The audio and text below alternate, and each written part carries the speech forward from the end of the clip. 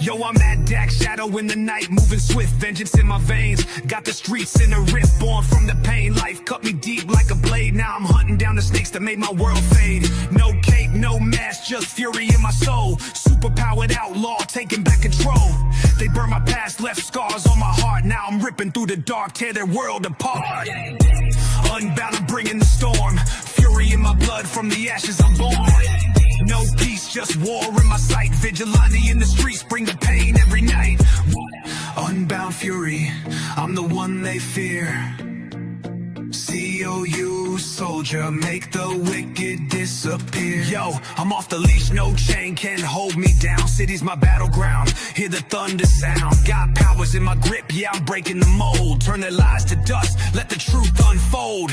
They took my life, thought they buried my name. Now I'm rising like a phoenix, spitting hell's flame. No mercy, no tears, just a fist to the dome. Make dags on the prowl, this world is my home. Unbound, I'm bringing the storm. Fury in my blood, from the ashes I'm born. No peace, just war in my sight. Vigilante in the streets, bring the pain every night. Unbound fury, I'm the one they fear. C.O.U. soldier, make the wicked disappear. I'm the growl in the dark, the shadow they dread. Got the ghosts of my past screaming in my head. Every step, every strike, yeah, I'm setting it right. Hey, docs, don't sleep, I'm the spark in the fight. No rules, no cage, just... What's going on, everybody? We are back with a new member here, Doc Blaylock. What's going on, Doc? I know you love that intro, so I just have to tell everybody about it. Makes my eye twitch. So for everybody out there that knows, we were helping young Matthew out over here about publishing and all things having to do with campaigning, and we were just talking about Critical Blast, who is part of the madness and has helped a lot of people with their campaigns. And I know Doc knows of them, and I don't know, Doc, have you worked with them at all though, or just Anthony? No, but I have had in-depth conversations with RJ about what he does, and so has Pops. I highly recommend, Matthew, write down all the questions you want answers to and just reach out to RJ. He is very generous with his time. He will answer all of your questions.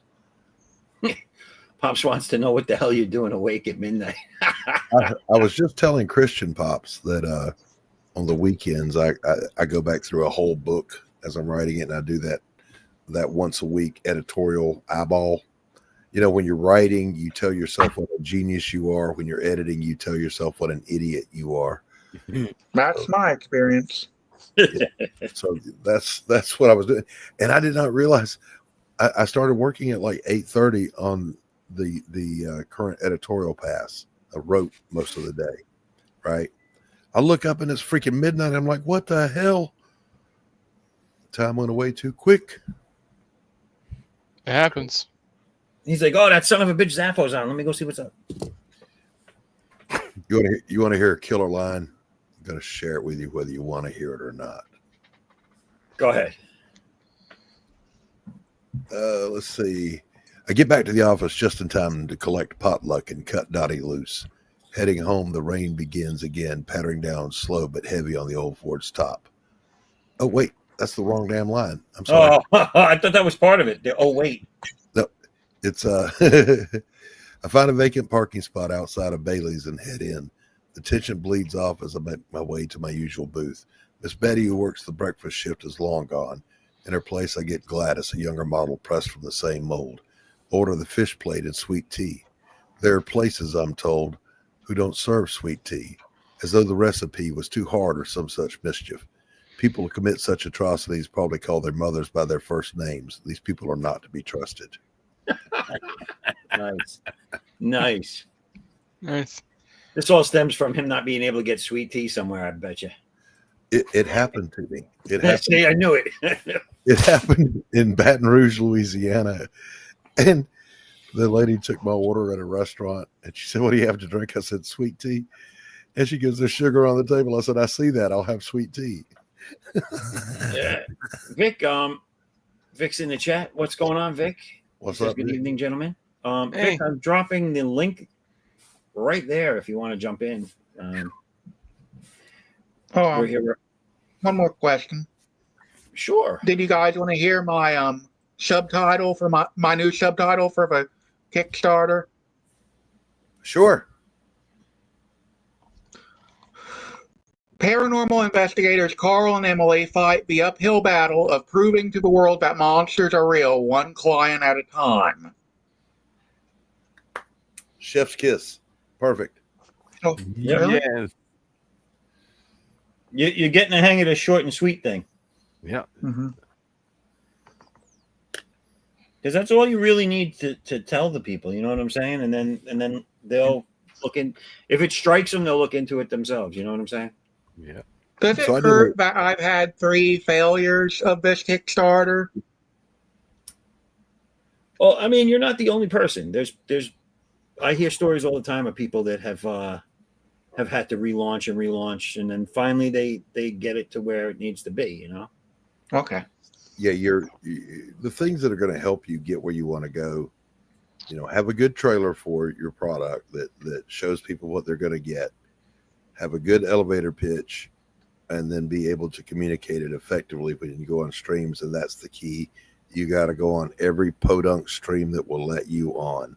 Yeah, that's what we were trying to tell him about that. You know, like you gotta kind of be a pain in the ass a little bit too sometimes. You know, Mm-hmm. if it's a place you really want to be and you think you have something that you think is worth it, then just fucking be in. Yeah, people are not out there right now waiting for any of our projects. They're not sitting out there going, "Oh, if only I had a Doc Blaylock comic book." They don't know who the hell I am.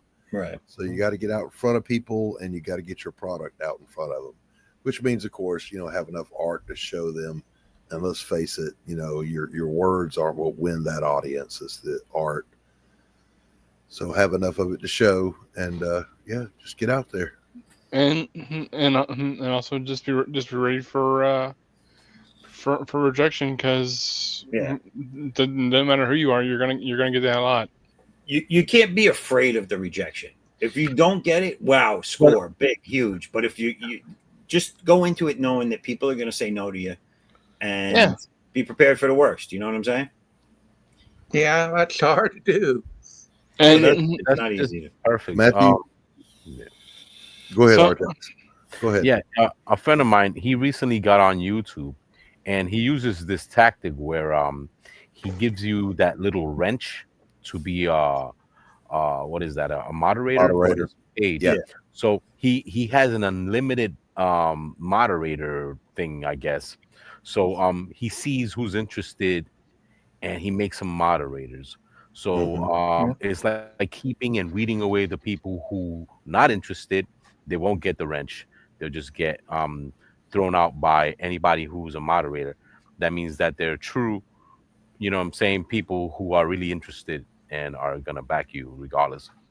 You know what I'm saying? So yeah, it kind of works. You can weed out who likes your stuff and who doesn't. So like there it goes again with the good and bad publicity, which is still publicity. You know what I mean? you gotta kind of get your brain in this headspace, okay? Mm-hmm. You're at a party and there's a lot of hot girls in there, and you got to walk across that floor, Matthew, and you got to ask one of them to dance, knowing that they may look at you and say, "Oh no, get away from me." You can't be afraid of the rejection. Matthew, you got to ask the hot girl to dance, or you'll never dance with her. I know, man. Now, I didn't have that problem, Artex. The babes would come up to me and ask. So, yeah. I just pointed. That was at the bar at 4 a.m, Doc.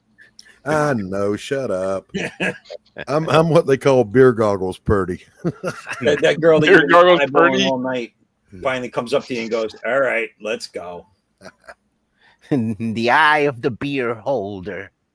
I want to bring this up real quick before we forget about it. But towards the end of the last stream, Stephen B had found the action figure that was made for Turbo Man from Jingle All the Way, the Arnold Schwarzenegger Christmas movie. Yeah, this is what he found. Look at that. So this isn't the actual. So this isn't the actual toy, but this was a rendition of the toy that was being sold in the stores when they were trying to promote when they're trying to promote the movie. Okay. All right. This is a big toy, right? How many inches is It's about 13 inches. Yeah, I figured that. But hold on, I have. All right, so here's the remake, and here's what someone else found. That's nice. Somebody that was alterations. That was supposedly the actual toy. Is that Trans Turbo Man? I mean, look at the look. I don't know. Look at those cheekbones. I wasn't going to say it. I wasn't going to say it. You know what? I like the feet on the bad one. On the the poorly detailed one, the feet look kind of better, I think. He's a little pink. His voice activation is you can count on me. Oh no. Yeah, those legs, the crotch area. Look, they gave him the little love handles with a belt. yeah. That's the belt. Yeah, that's the belt.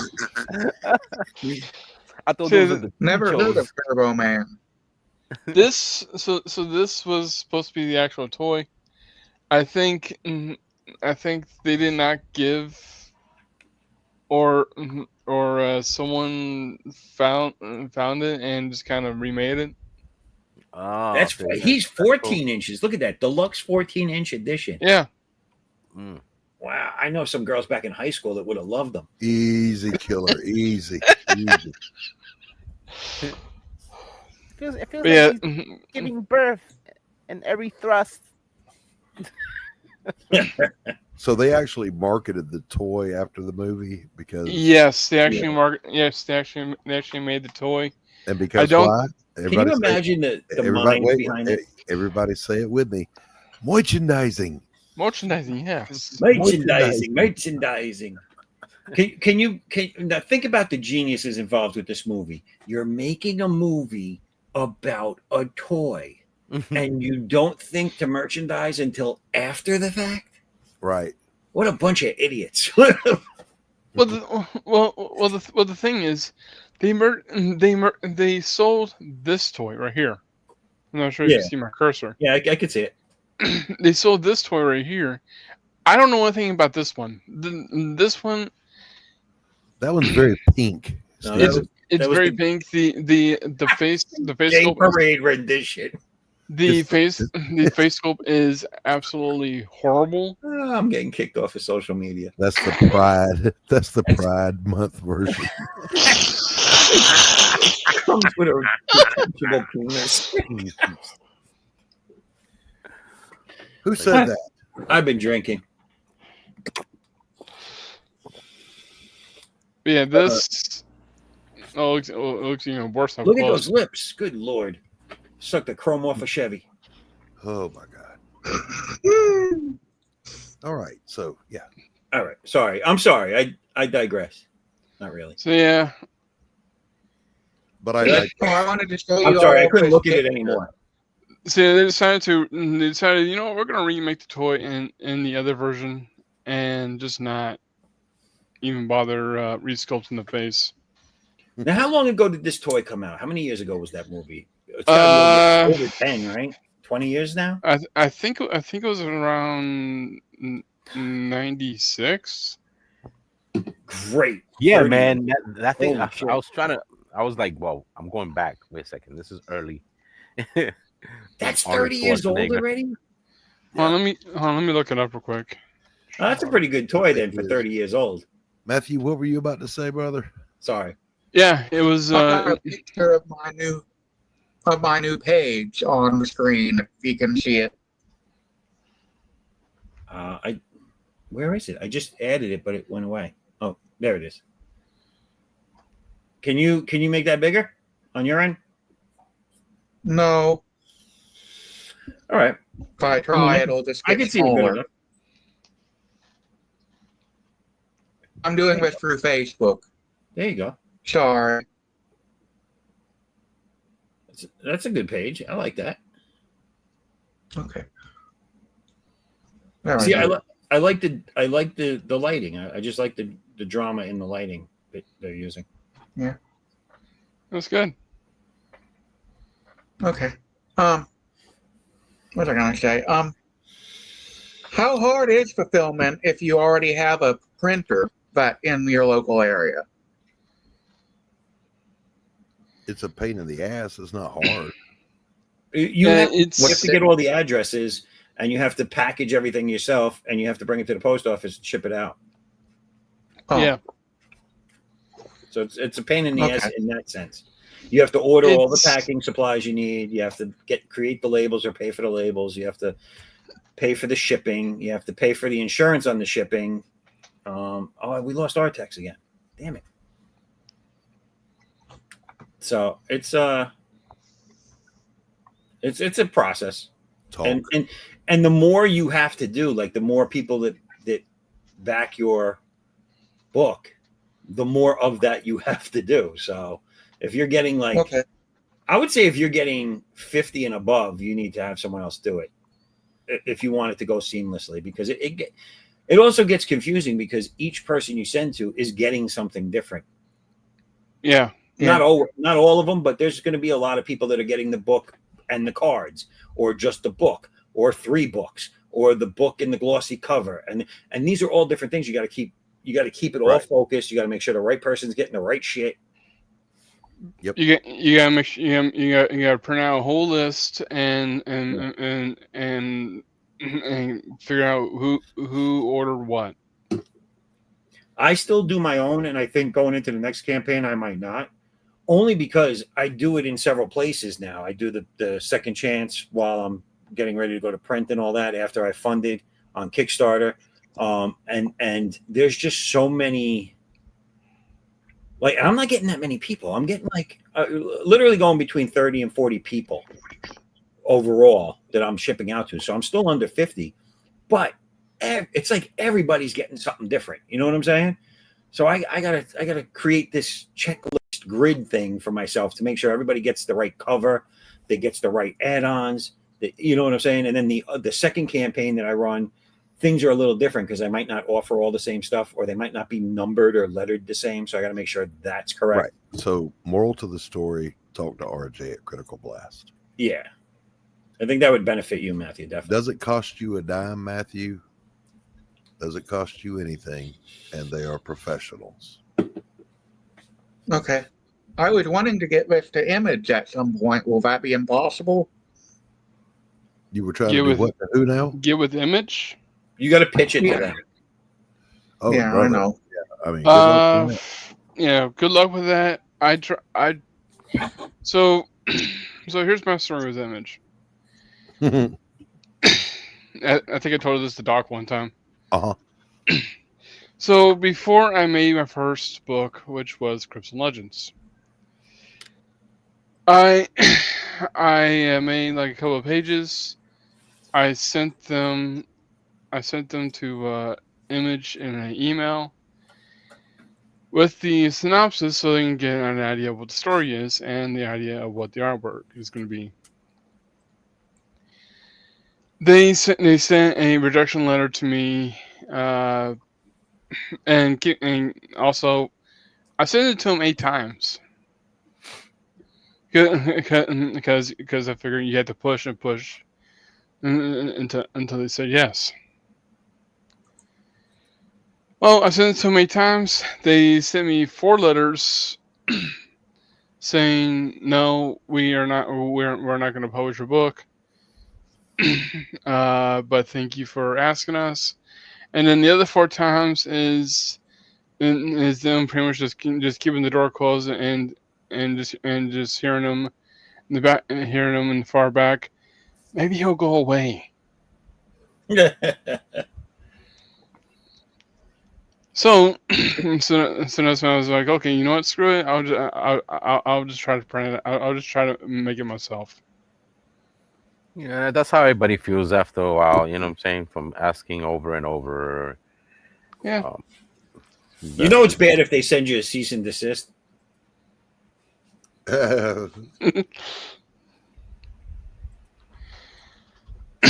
They sent me a rejection letter 4 times, and just goes to me on the other 4.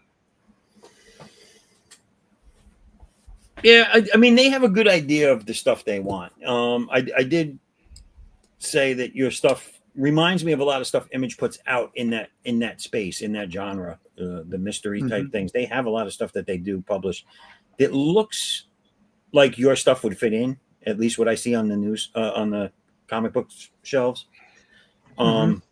So it wouldn't hurt for you to send it to them, but you're going to need the book completed.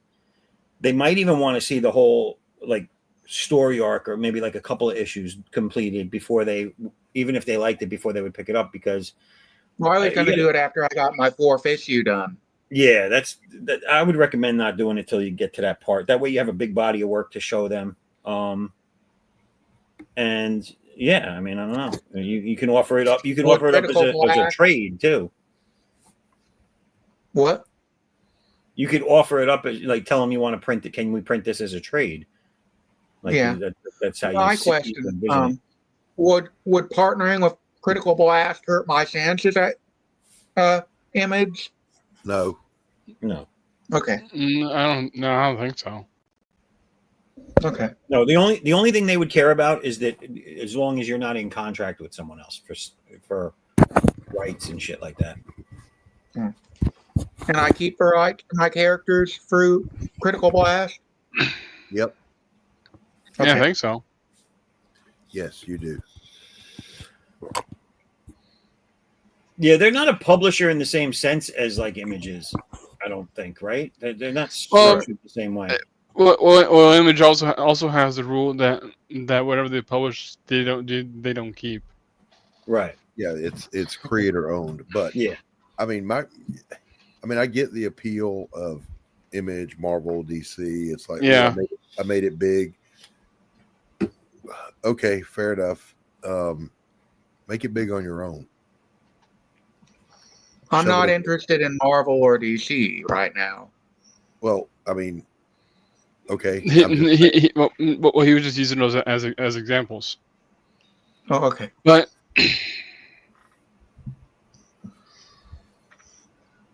I mean, what's the goal? You want to be rich and famous, or you want to be good at what you do? You want both? What do you want? What are you after? I'd like to be able to make comics enough money off them to not have to do a job anymore. He doesn't want to work.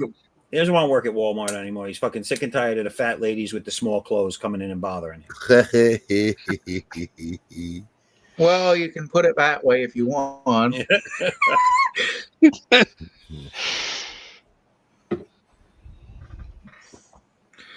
But yeah, I'd like to be able to self-sustain this without having to have a side job. But as far as millions of dollars, I know that probably won't happen. The most realistic approach, Matthew, is just to consistently put out good product all on your own. Yeah. Yeah. The one thing I will say, anyone with that dream, anyone that wants that to happen, to be able to do this and not work another job, is that if you get the offer of a buyout from a company or a movie house wants to do your thing, you sign on that fucking dotted line right away. You sign away your rights to all the shit, get your money, put it in the bank, and call it a day. Another thing, Matthew, you have a team, or this was just something you just paid someone to draw this for you? Are you the writer, the artist? I have an art team and I have an editor. Okay. But we don't have a marketing or anything like that. He is the writer. If that's what this is all his creation. Yes, he's just the writer, but he also has to pay his artists. Yeah. Right. Like, see, Matthew, that's where we differ, because I do everything except the coloring. I pay a colorist, but that's not the biggest nut you have. You know what I'm saying? Like, if I had to pay an artist to do this or a writer to do this, I would need to make more money, and I probably wouldn't be here. I probably wouldn't be doing this, because I don't make that money off the campaigns to be able to pay those people what they would be charging. So luckily for me, I'm able to do most of the legwork. Yeah, I mean, to get quality art, you got to pay a penciler about $200 a page. Colorist is another $100 a page. Letterer another $75 a page. You know, so unless you're really making the bank, you either have to do it all yourself, self-finance it, or get really good at marketing. Yeah. Just go to Bangladesh. You'll be fine.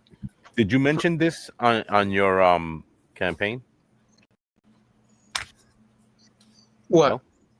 That you have an actual team who is Yeah, willing I to have them continue making. listed in my Kickstarter page. Yeah, he has the rundown of the people involved, the artist and everything. That are going to be persistent if this book makes it, or they're just They like should be. right. They're not exactly under contract yet, but with the independent plan scene and to keep 'em. crowdfunding, consistency is great to find, and more power to you when you find it. But it is a hard thing to find.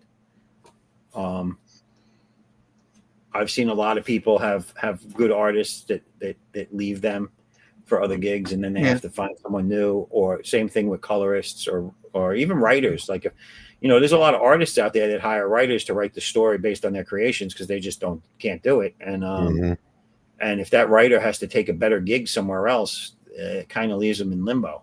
Same for the artists. Artists are guns for hire unless you got them locked into a contract. So, right.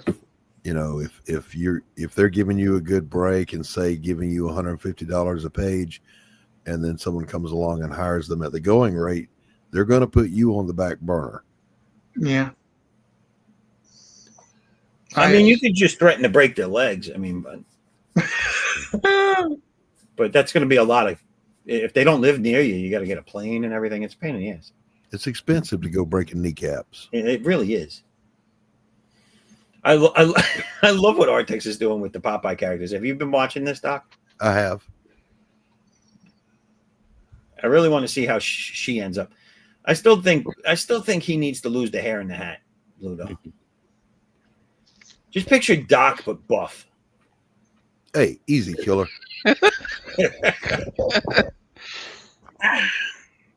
Oh, there you go, Doc buff. There it is. Oh, Doc. Yes, sir. You know the page 16 that I've been having trouble with. Uh-huh. Well, as I was typing in what I wanted to say, I figured out what what that one panel was supposed to be. Okay. I figured it out. Yes, Stephen, and I'm going to admonish you again. Write the script. I will. Promise? I promise. Okay. You write your script, even if you're the penciler and artist, you write it as if you're just the writer, and then you send it to yourself as just the penciler, boys and girls. Yeah. Don't do what I do, because it's not for everybody. So for me, I am the writer, I am the artist, the colorist, everything except for the editor and the publisher. Yep, I even make my own food.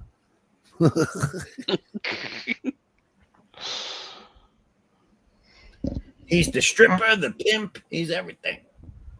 It's slices. How much does a writer usually get for? Oh, sorry. $3.80. $3.50. What?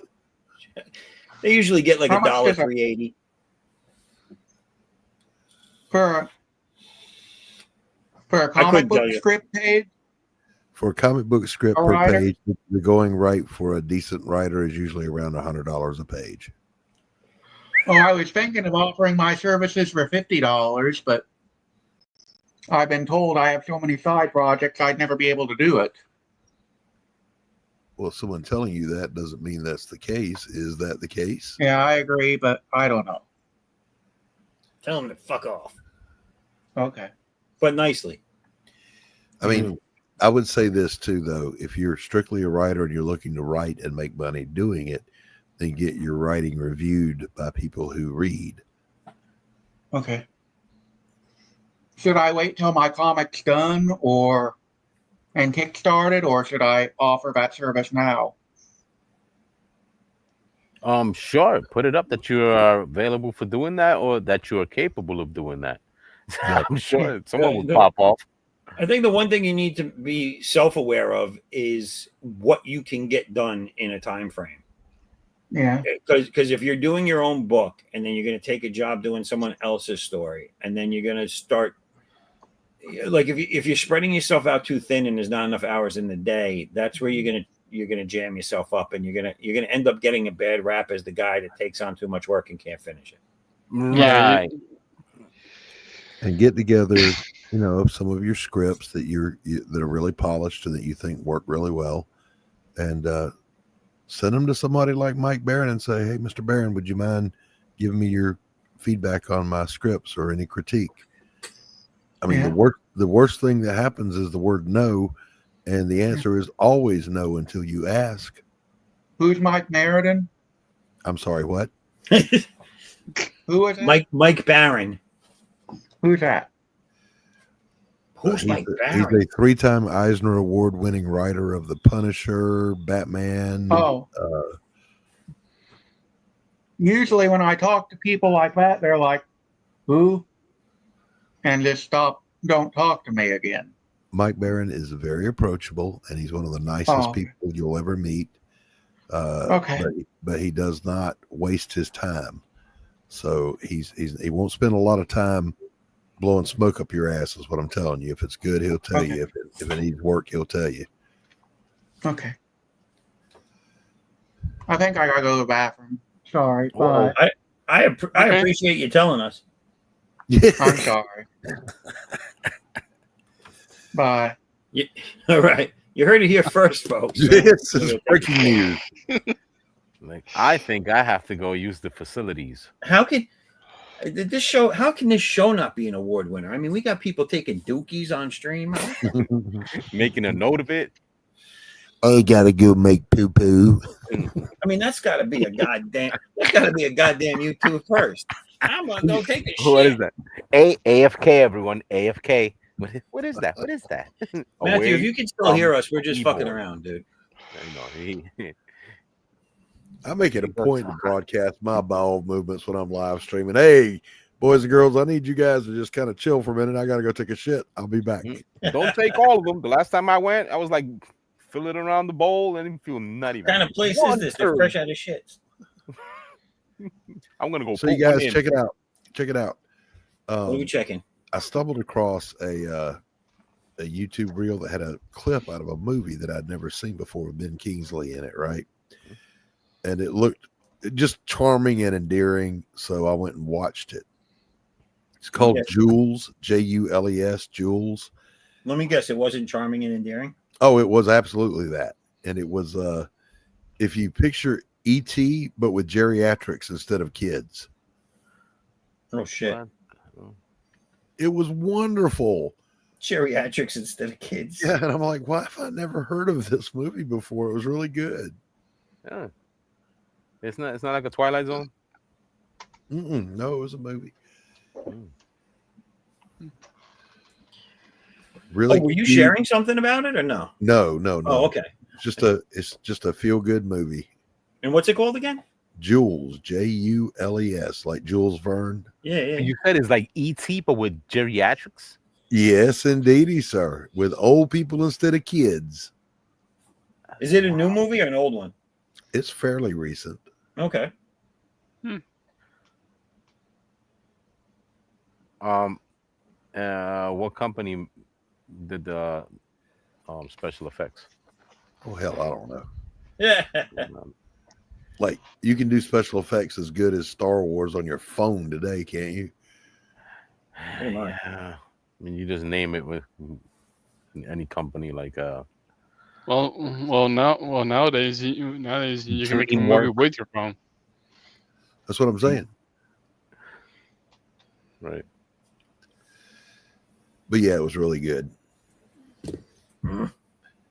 This alien never talks, though. No, Elliot. There's none of that. None of it. None of it. I'll be right here. He just points his fingers and fucking people's colostomy bags explode. Metamucil. Metamucil. Oh, that's not supposed to happen. I give you colon screening. Listen, don't underestimate the value of a little dab of Metamucil. Just saying. One day you'll know. Just saying. That stuff's right valuable as you get older, fellas. Oh, they'd be trading cigarettes for that shit in a nursing home. They'd be hustling. And if you got the orange, flavored Metamucil, you in. So I gotta tell you, ain't nothing solid fell out of my ass in a month. I got to need some Metamucil. Hey, don't say that out loud. Don't say that out loud around these parts. Ain't nothing solid fall out of my rectum in months. That includes you, Saul. What the hell's going on? What the hell happened? Anyway, I got that Mewtwo, y'all. You know what? What's up? Off that note, I'm gonna have to hop off. Oh no, it's getting late. He's got to take a poo poo. Don't. Yeah, he's like, I ain't gonna announce taking a shit. I've seen how that goes. I'm gonna put one in. I've seen how that panned out for Matthew. You're gonna go take one. I'm gonna put one in. Come on. All right, Stephen B. Good to see you, pal. Yeah, Matthew. Thank you. I always call him Matthew. I don't know why. Stephen. Why call me Matthew? Thank you for coming. I don't know. We was talking about poo. I don't know. It's just fucking. We were talking about poo. We were talking about poo. You know, everything went left, and then it became out. Shut up. All right, Stephen, man. Thank you for coming by. I appreciate it, dude. You're always welcome. Thank you. And awesome avatar again. I like that. Thank you. Yeah, it only took me like 18 minutes. Steven, nice. Steven, you haven't seen it, Pop? I'm fucking everybody's name up. Listen, kitten. Hey, Steven, as your editor, change his hat to the same color red as the letters on his shirt. Gotcha.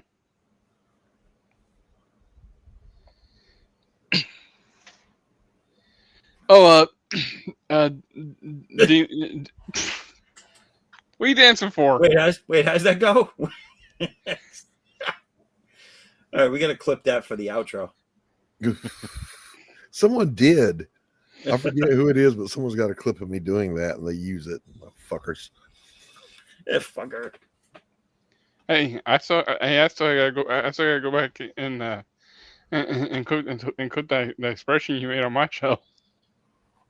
Doc, is that your character poster size behind you? Yeah. Yes, it is. That is a tapestry.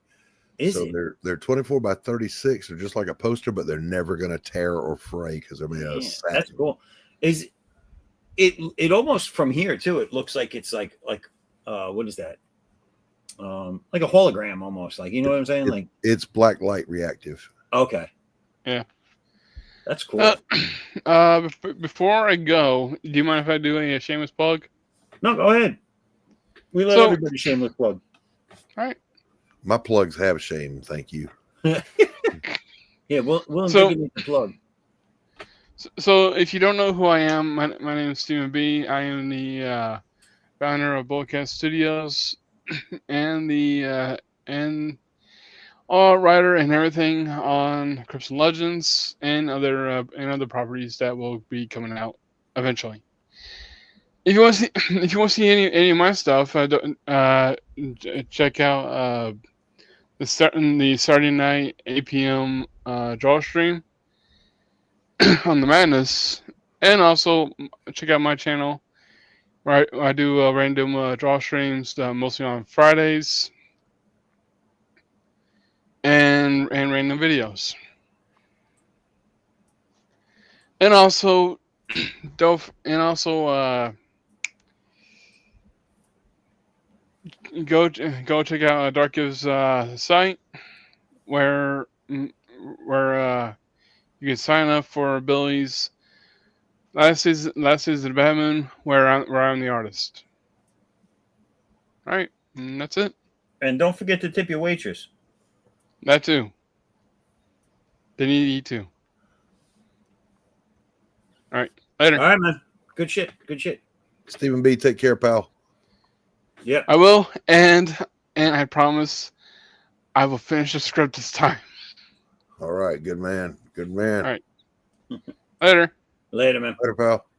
Does anyone know Biohazard Ivy? Biohazard Ivy. Good day, fine sirs. Good day to you, Bio. Howdy. How y'all are? It's Ivy 8 over on Twitch. Good to see you, pal.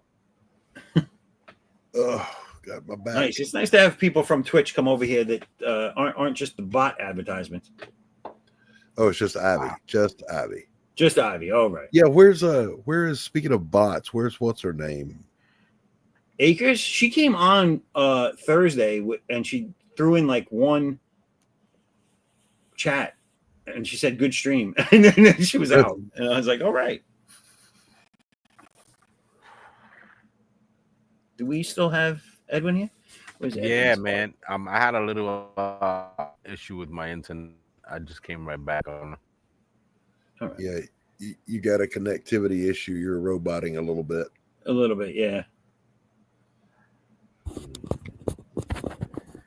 How about now? Is it better? Yeah, that sounds good. Your cough came through loud and clear. All right. I'm alive. Oh, God, you guys sound awesome.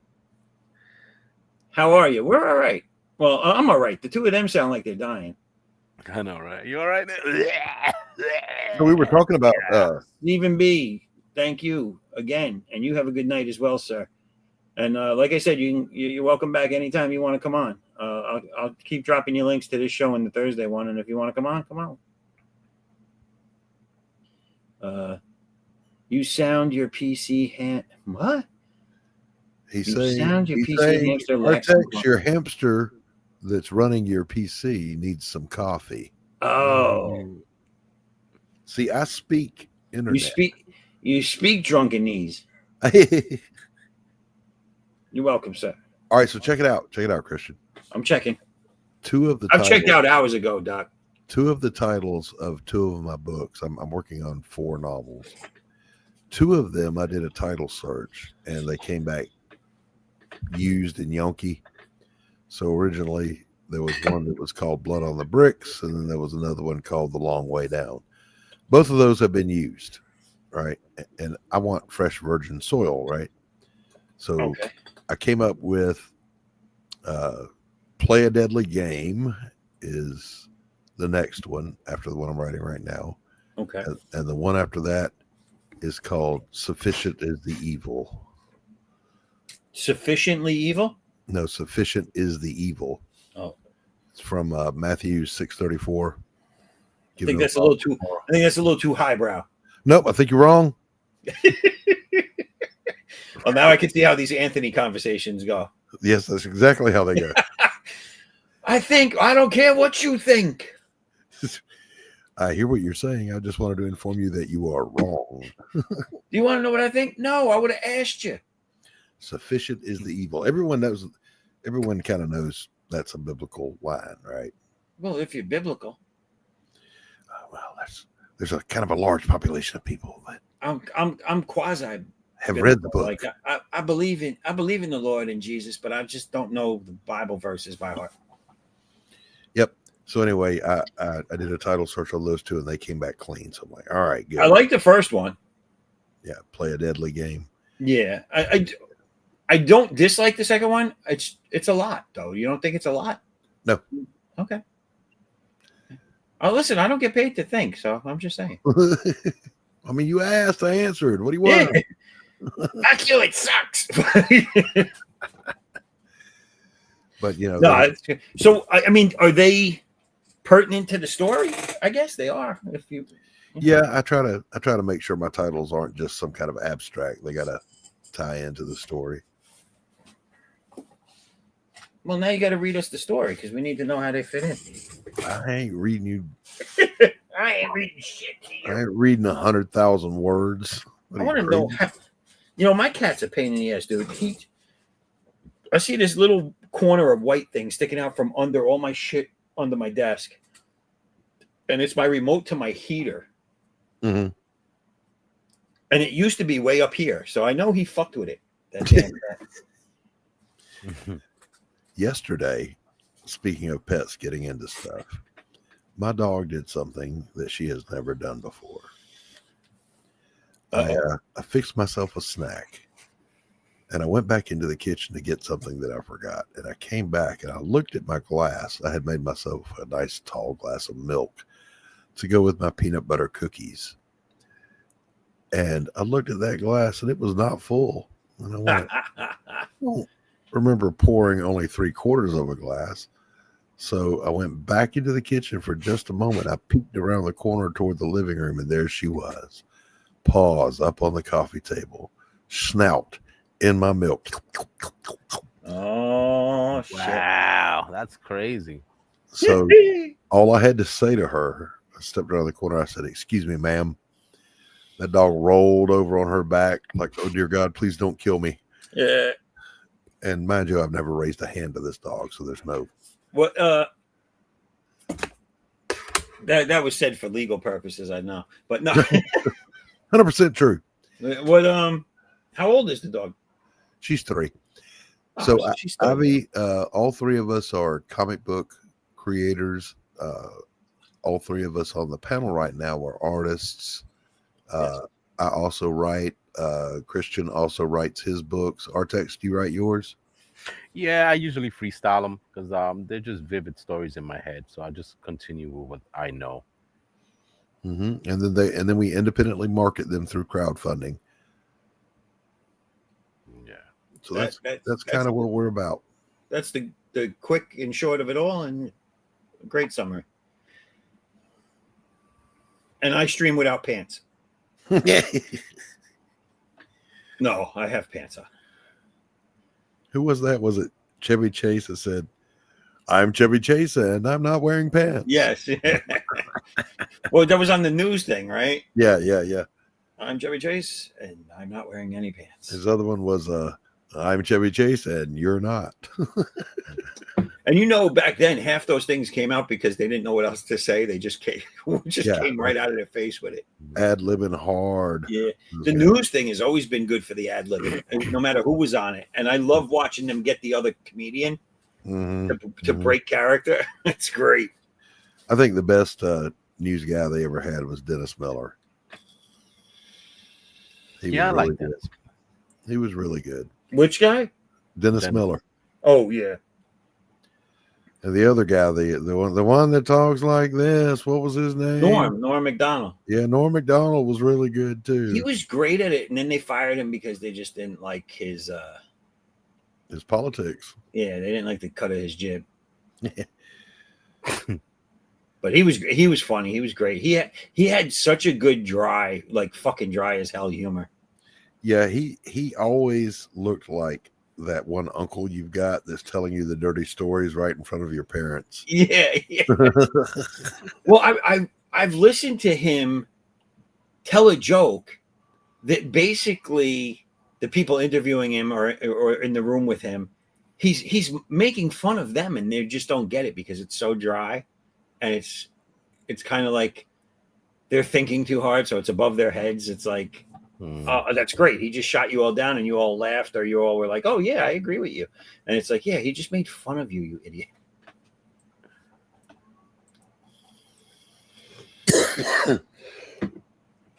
Pardon me.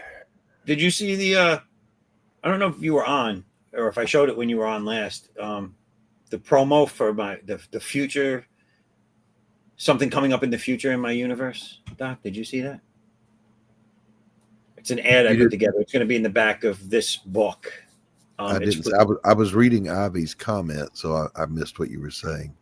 Oh, Ivy, Ivy says he's mainly into calligraphy, trying to learn how to add flowers in it, but finding good black paper for ink not always easy. Black paper.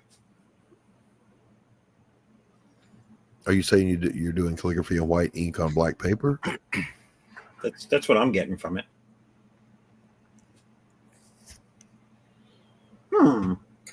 Yes, he says. Right on. That's cool. I mean, I wouldn't worry about the black paper as much as where the hell do you find white ink that'll go opaque and flow? It'll flow like that, right? Yeah. The black paper part is easy, pal. Let me give you a tip we use. Get yourself some Bristol board, some 200-pound plate finish Bristol board, cold press, a brush, and some India ink, and just paint the page. You buy a little cheap airbrush. You can blush some things black. Get a little mask if you feel. There are some companies that make a good like a vellum black. Mm-hmm. You can get that matte finish black, which will make white stand out ridiculous. Some of the black papers that they sell in book form or even individually in stores, though, in art stores, I don't know why, but they have like a construction paper texture to it. So when you write on it, they do. But I was also going to say you can go to any art box store, Hobby Lobby, whatever. They have black poster board, and that's basically black Bristol board. Yeah.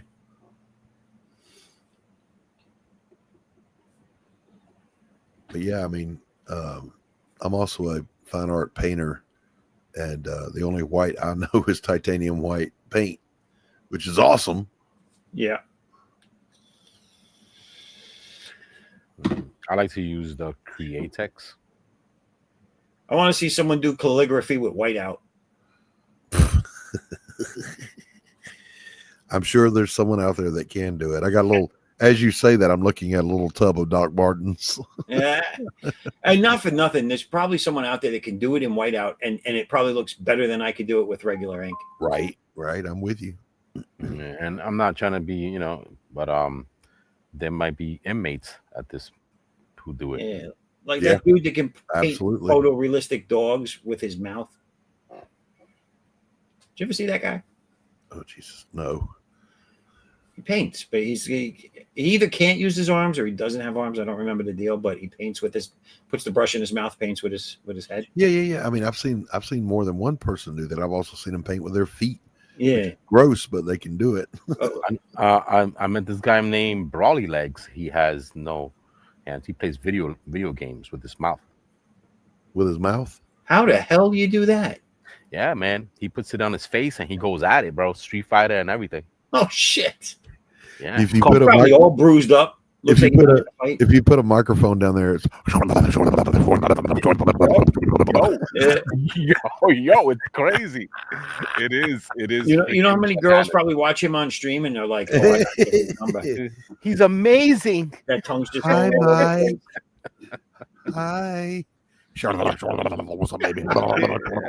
Oh, now I know who he is. Oh, now I know who he is. Up, down, A, B, A, B. I remember that guy. His name is Brawly Legs. Look him up. Brawly Legs. Yeah. So, Doc, I'm gonna put this up. This is my character. It's an ad for the future, a future storyline of my comic universe, the C.O.U. And Edwin here did the title. He did the lettering for the character's name. So here it is. Yes. Boom, boom, boom, boom, boom, boom, boom, boom, boom, boom. That looks.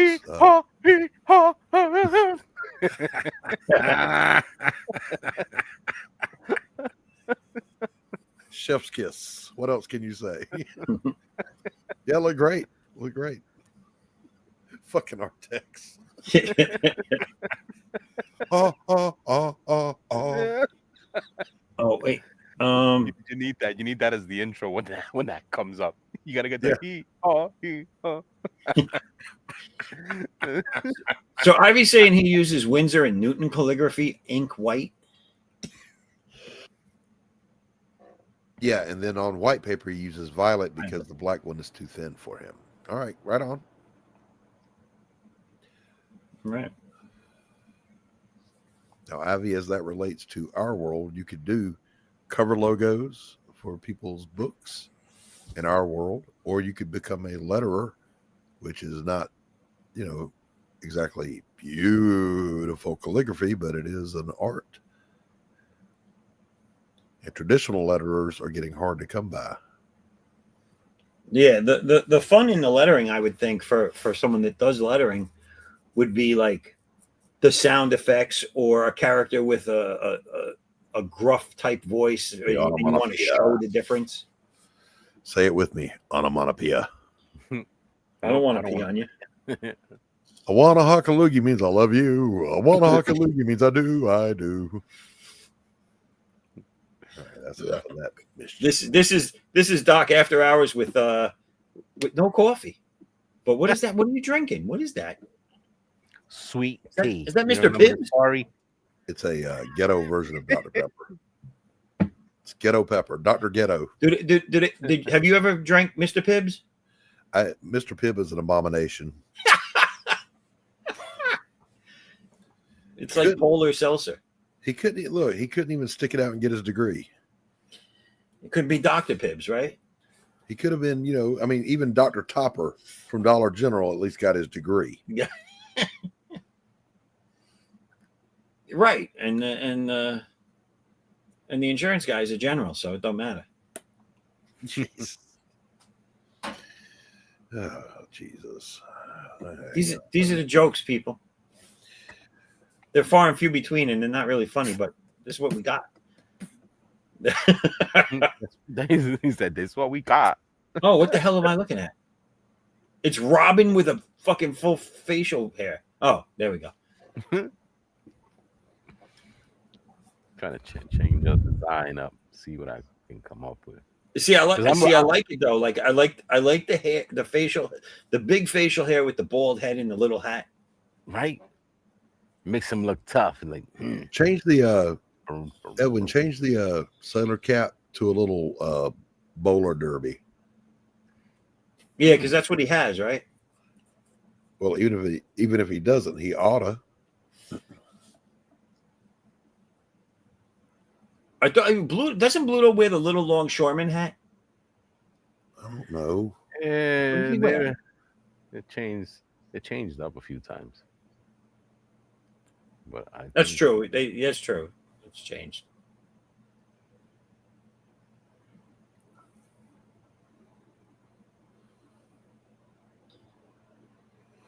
Everybody in the chat, I'd be remiss if I didn't say like, share, and subscribe. And then hit the bell. I don't know what the bell does, but hit it anyway. It's there. You can hit it. It's way past my bedtime. Way past my bedtime. Yeah. That looked like a... What's that tool called that they use on wood? It like planes the wood? A plane? Is that what it is? It's not. There's no special name? A wood plane? It's a plane. That's what the hat looked like for a second there. It looked like a wood plane on the head. Yeah. I want to see how much. Now he's got a yarmulke on the back of his head. Wait a minute now. So I want everybody watching to take a good look at what Edwin's drawing, right? Has everybody got that? Everybody's got that? All right. Come on. Look, even got the attitude and the cigarette hanging out the mouth. Look at that. Woo!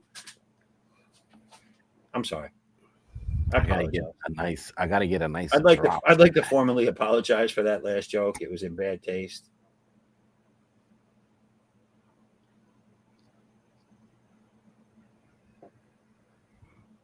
Now he's wearing a pizza pie.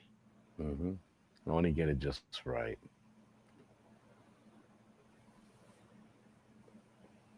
Now, is he going to be wearing a pea coat? Remember we were talking about that? Yeah. Oh, wait. We had that question for Akers, and she didn't come on except to say good stream. But maybe Doc, where did the name pea coat come from? Like, what does pea coat mean? Well, I know it's spelled PEA. Right. Coat, and I have no idea where that name comes from. I will look it up. But I do know this. I didn't know if it meant something like the reason it got its name being called a peacoat, because I can't Let's for the find life out. of me guess why. Let's find out. Oh, we have a new Ivy. I write in mainly copperplate and Hebrew, but a lot of things is art. I like the fact that you use things. That's even just writing a book and pull people in with words is an art form. Yes, I agree with you. It's from a Dutch word, pjakker, which referred to a type of coarse woolen jacket worn by sailors in the 18th century. Over time, English-speaking sailors adopted the style, and the name morphed into peacoat. All right, so it's just bad accents creating peacoat. Yep. Gotcha. And all I can say is when I saw the original Dutch word there, it had a lot of J's in it. Yeah, right. Like, J's? What? Get out of here. Get out of here. If I saw that, I'd call it a peacoat too. Do you so in construction, my day job, I work with a lot of Polish contractors. And I got to tell you, they tell me their name and then I see it written out and I'm like, okay, so you know what your name is, you just can't read or write. Like your whole country just can't read or write because there's K's, Z's, Y's in places they shouldn't be. Mm-hmm. I mean, the guy's name's Peter, and no, it ain't. No, it ain't. Like you look at it written out, that's not Peter. Yeah, it's crazy. Oh, it's insane. And there, people are like, oh, because I'm part Greek and my last name comes from the Greek side. And but they're like, oh, you Greeks, you all have big long names and this, that, and I was like, have you looked at Polish last names? I mean, you try and get a Polish person on your team and put their name on your jersey, see how that works out. Vasily Begorovich, what are you talking about? Das Wunderkind. You try to broadcast that and you announcers going over a play. By the time he says your name, 4 of the plays happened. Right. That's why they used to say, there goes Ski. Ski's running down the backfield. Look at that Polak go. Look at that go, Polak go. For all of you that are Polish out there, it's all in good, clean fun. Remember that they had like a bunch of people was coming up with a Polish joke. It was always about it being funny because suppose they didn't know much. The little Polak, yeah. Oh gosh. Is that how did the little Polak die? He was smoking on the roof and he threw the wrong butt off. He kept the ring. He kept the ring. Oh no. There was another one. What was it? Oh, why did the little Polak build his house round? So he wouldn't pee in the corner. What do you know about funny? That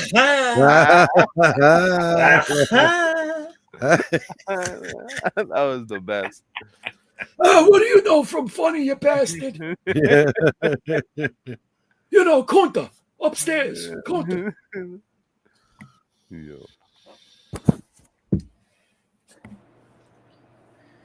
What was that? There was a joke with Polak with he buys chickens because he wanted eggplants.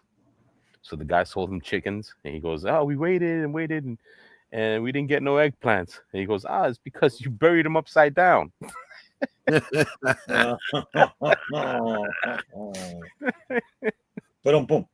Yeah, get out of here. No, really, get out of here. Get out of here. He goes, what do you mean? Think it over.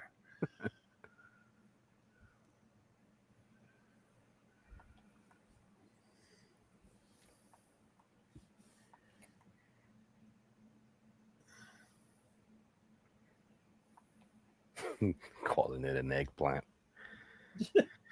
We're planting them upside down. Mhm. That's That's funny. Everybody knows. Everybody knows the right way to plant a chicken.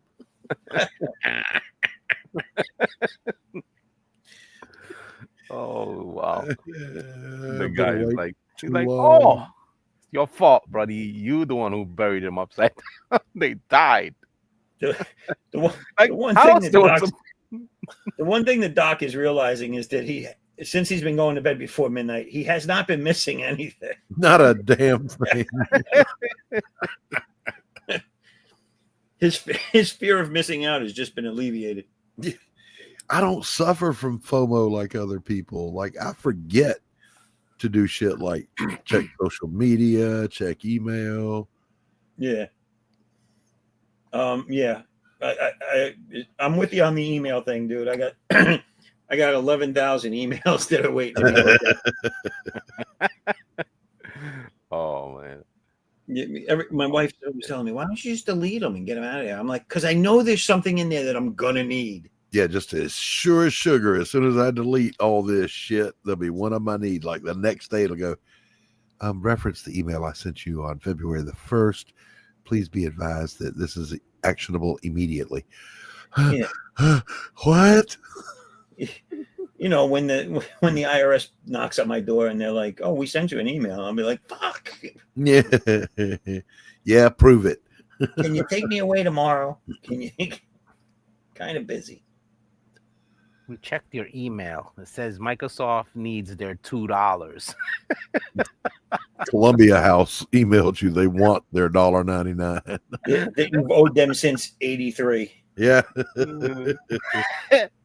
You better still have Journey Escape, baby. You better still finally have traced you. You can either pay the money or give it back. Give it back. I will- sold that at a garage sale 10 years We ago. want the 8-track back, you bastard. Like we know you jumped on that deal. We know want the you- real to real. Yo, that was crazy, right? On how I didn't get no bill. Did you get a bill? I never got a bill. Did you get a bill? I didn't get a bill. I don't know. That's their fault. They're the ones who did that. At 99 cents, you get 20 movies. I mean 20 CDs. Like, Right? like what the hell? Imagine if those infomercials like worked from way back in the day, and picture them. It's like, and for just 13 cents, you too can have Bing Crosby come to your house for a week. Send all his greatest hits. Wow. Because they didn't really have shit to send you. You couldn't get a tape or a CD or. I like Mitch Hedberg's take on it. He said he was watching a infomercial, and the guy said, "Forget everything you know about vinyl seat covers." So I did. And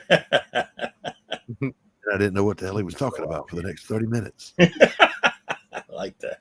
And then he said, they tell you can get this for 4 easy payments of $29.99. And I'm like, fuck that. I want 3 easy payments and 1 fucked up payment. That last payment has got to be a wampum. I want 3 easy payments and 1 fucked up payment. Wampum. That dude was a genius. He said, what if Bigfoot's just blurry? What? I missed you. What did you say? I didn't hear it. He said, and I quote, what if Bigfoot's just blurry? Oh, that's what I figured you said. I was like, wait. Yeah. The pictures are actually. But seriously, though, what if he is? He said, that's even more frightening because that means there's a giant out of focus monster walking through the woods. Out of focus monster. You're sitting there rubbing your eyes and you can't see him. Yeah, it's crazy. Apparently, never know ducks that eat for thing. free at Subway. Mm-hmm. They want us to stop thinking about shit like that. That's why they gave us those AI videos. He said, like, no, we don't know if it's real or not. Mm-hmm. He said, I was sitting in the park and this duck was looking at me like I should give him some food, but I didn't have anything. So I went in Subways to get some bread. And I said, how much for just some bread? He said, we don't sell bread. You got to make a sandwich. All right. How much for a sandwich with just some lettuce on it? That'd be $5.99. $5.99. All I'm going to do is feed it to the duck. Oh, well, here, you can have it for free. Apparently, ducks eat for free at Subway. What the fuck? That's wonderful to know. Yeah, and I'm not doing him justice, of course. Look up Mitch Hedberg. You'll laugh your ass off. He's hysterical. Yeah, I tell you, the one thing I'll give social media credit for is they've introduced me to some funny fucking comedians. Mm-hmm. Yeah, I never would have known this. I don't know his name, but lately I've been getting like, clips in my stream of he's like an English guy. Mm-hmm. He's always dressed in like a suit, real done up nice. You know what I'm saying? Like just all proper. But he has, oh my God, he has some funny shit. And a lot of it's talking about like double meanings of words he goes over, and it's just hysterical, dude. And then he talks about, he had this one about how certain not languages, but certain I don't know, certain places they don't pronounce certain letters. Mm-hmm, mm-hmm. And he's like, well, picture them doing this, and he just goes through this whole skit, and it's just fucking hysterical, dude.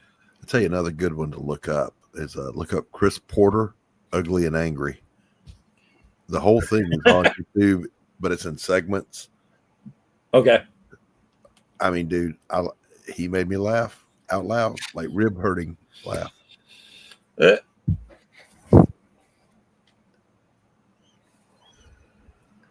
They had another guy. Is it autism where they get the nervous energy in their arms? They can't control their hands. No, I think that's Parkinson's. No, not Parkinson's. This is just when they get excited. They start. They're just hyper. Yeah. Hyper. Oh, okay. So there's a comedian that has that problem, and he's another one. He's fucking funny. I got to get the names of these people. Like the way Bob Goldthwait talks. No, it's not the way he talks.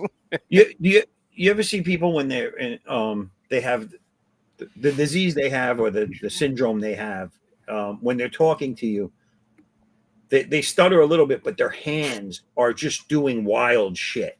Yeah. Like, and it's because their mind processes things too fast. Yeah. I've never had that problem. I have the. I've got what they call relaxed thinking. It's so relaxed. If it was any more relaxed, it'd be dead thinking. That was a line from Rocky, by the way. I got what they call relaxed thinking. Yeah. And there's an overlooked line at the beginning of Rocky 2 where they're rolling them both into the ER because the fight was so brutal. And they said, Mr. Balboa, is there any brain damage? And he goes, yeah, I don't see none. Yeah, I don't see none. That's great. I don't see none. Oh, good Lord, that's hysterical. Sylvester Stallone used to be funny. Did you see his new show?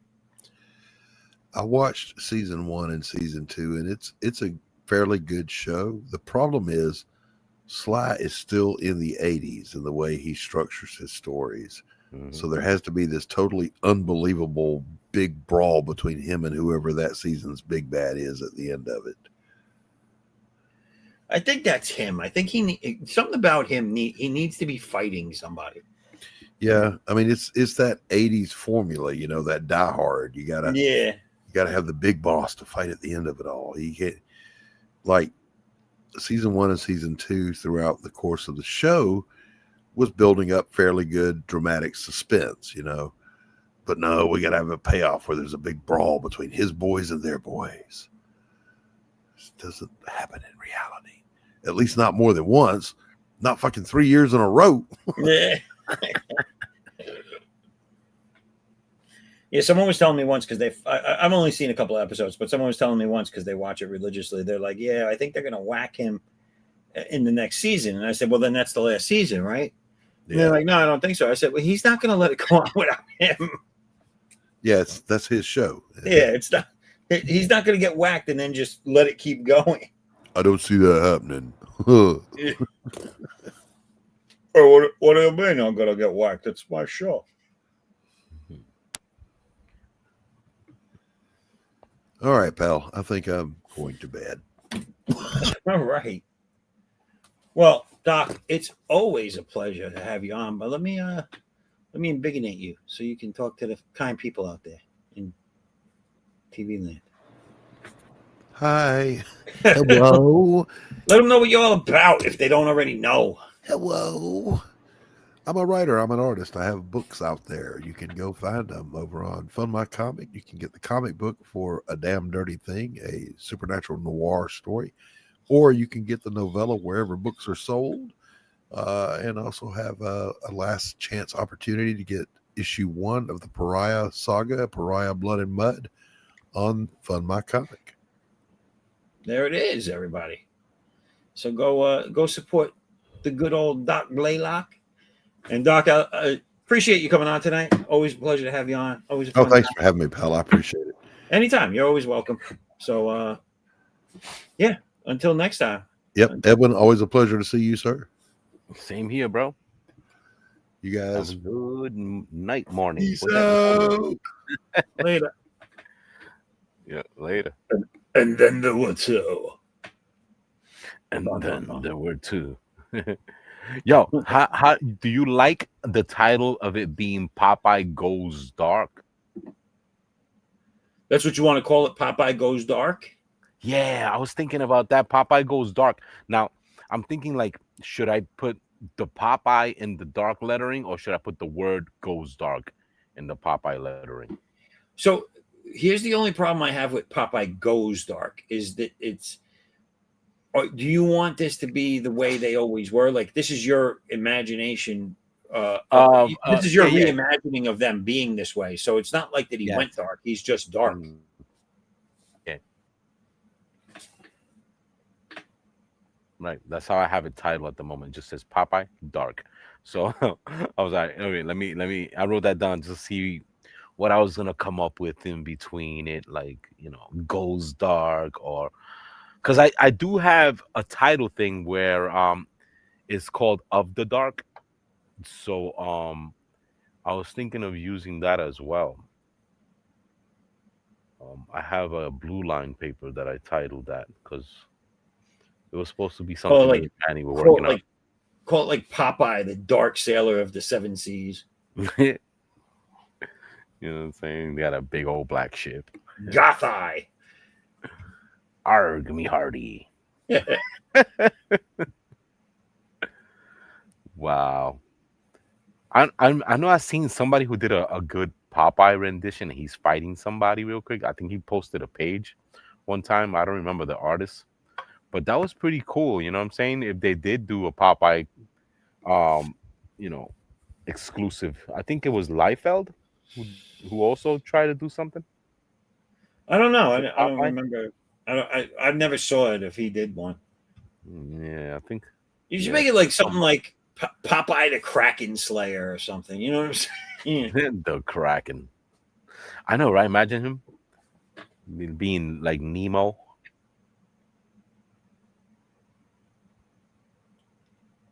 Nemo was pretty cool. Dark Tales of Popeye the Sailor Man.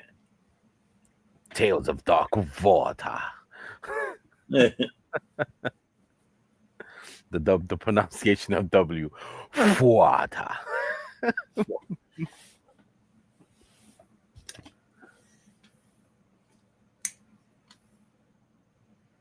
I like that. Yeah. You know what I'm saying? It's different. I like coming up with mixtures of shit, or try to make something different from what's new, because there's nothing new under the sun anymore. If there is, it's jumble of shit. I like the dark Popeye thing. I think that works. I think that's it's kind of different. I don't know. I would read it. I would buy it. You know what I'm saying? Yeah, something weird to think of. I wonder if anybody,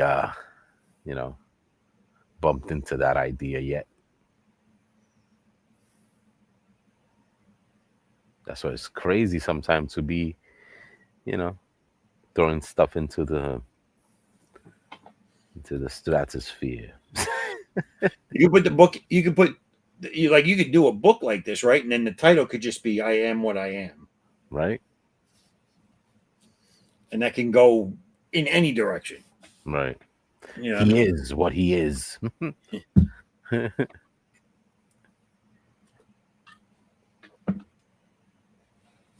Oh, Popeye. For he's a jolly good fellow. Oh, I still want to see your when you get around to doing it. I want to see your what's his name? The hamburger guy. Oh, yeah. I'll gladly pay you Tuesday for a hamburger today. Right. What's his You name change again? his whole attitude and be like, I ain't paying for shit, bitch.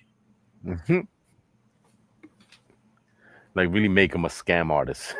Like, where's my hamburger? And you, okay, that's $3.50. I ain't paying for shit, bitch. After he eat it, right? Right. In your face, like, Yo, he used to get a plate of those burgers too. He wasn't even asking for one or two. He was asking for a whole plate of them shits. Yeah. And he would just pop them in his mouth when they weren't looking at him. Yeah. Like, Oh yeah, if they left him on the counter, there was a couple of episodes like that where he just slid the whole tray down his throat. Boom. Yeah. Like, dude, that was just one. Yeah, it was. They were like, where the burgers go? I just put them down for a second.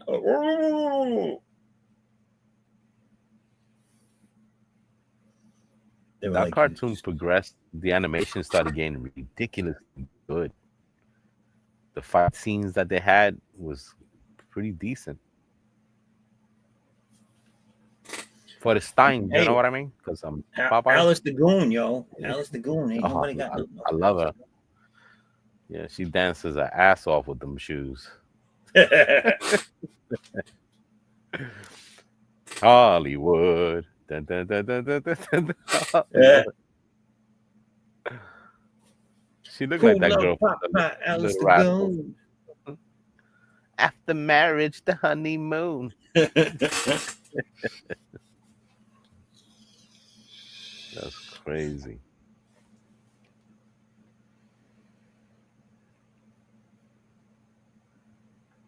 What was his name? I forget what was his name. The hamburger guy. What the fuck?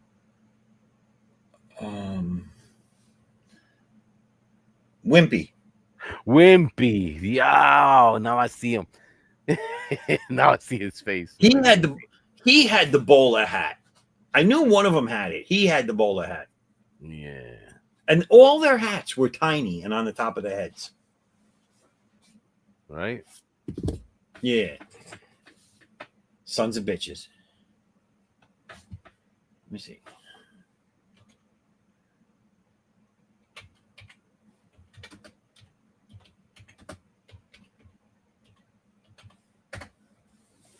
There it is.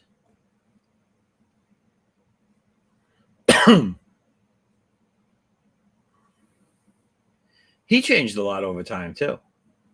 Yeah, I forgot his little hat looked crazy too. Yes, it's hard to remember. It's that they're shaped. They make his head like a bean. You know what I mean? They give him the nose, the eyes, the stupid fucking hat.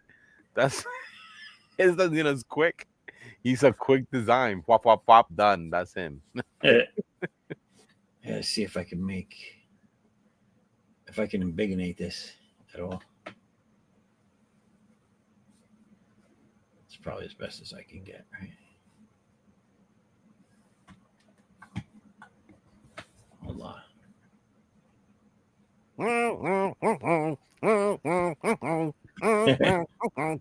I love Olive the Goon. Remember that? They had him under the spell. Oh, oh, so this is this mofo right here. Hold on. There he is. Yeah, see, man, they see his head. It's like bloom. Look at how he drew his legs. One leg is humongous, and the other one is like not. Yeah, man, it looks like a muscle with a kneecap. They didn't give him a crotch. They didn't connect the crotch line. Yo, if you look at his legs, it looked like they were to be like biceps with elbows. Well, he always has his arms folded behind him, so that, I guess that is supposed to be his elbows. No, the legs, the legs. It looks like actual, Oh yeah, like an elbow and a bicep bent. yeah. You're right. You're right. This is fucking weird, dude. Oh, have That- you ever seen that in anatomy? That the Mm. legs and the arms are very similar on a human. Right. That's just crazy. It's crazy. Well, the first time I saw that, I was like, "Holy shit, that's insane." They're very similar. So It's anyway, so that's him. weird how this just like these little circles and it made that. Right? Now nobody can take that design. But that's it. Here we go. Circles. Circles, y'all. Circles. So, you got the circles. And the circle. Joe got that circle on your elbow, knees. You got some elbow knees, motherfucker. So got those circles working, man. Yeah. Third thing. Joe got opposing circles. How can you have opposing circles? What do you mean? They're circles. How can they oppose each other? So you're drawing circles. I'm drawing circles. The whole world is drawing circles. Say hello to my little circle.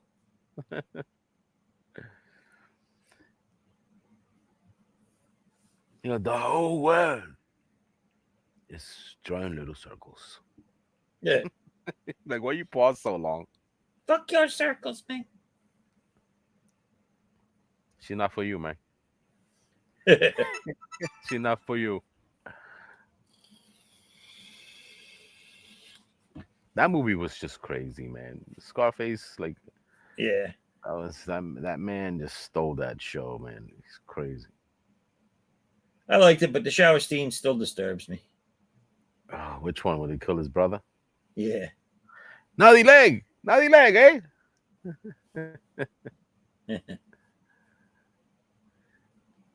What he says, what he tells him. I'm gonna fucking kill you. Yeah. He goes, "Ooh, pobrecito." Remember that when he told him, "If you don't come back with the money and all the drugs." Wow. He goes, "You get what he says." So you faster than a rabbit gets fucked. Some shit he said. He said, faster than a rabbit gets fucked. Some shit. Watch them yourself. He goes, "Oh, you know you got a lot of work to do." And wash them yourself, man. Okay, so you want to make the big box, hey? The Dominican guy. I gotta He watch was it again funny. because it's been a long time since I've seen the whole thing from beginning to end. Oh my god, that thing! I gotta watch it again. All the music. I've always been bad with remembering scenes like that, like you know, He goes, unless it's something I see a million times. Crush with the yayo, Coco. Crush with the yayo. Yo, that's crazy.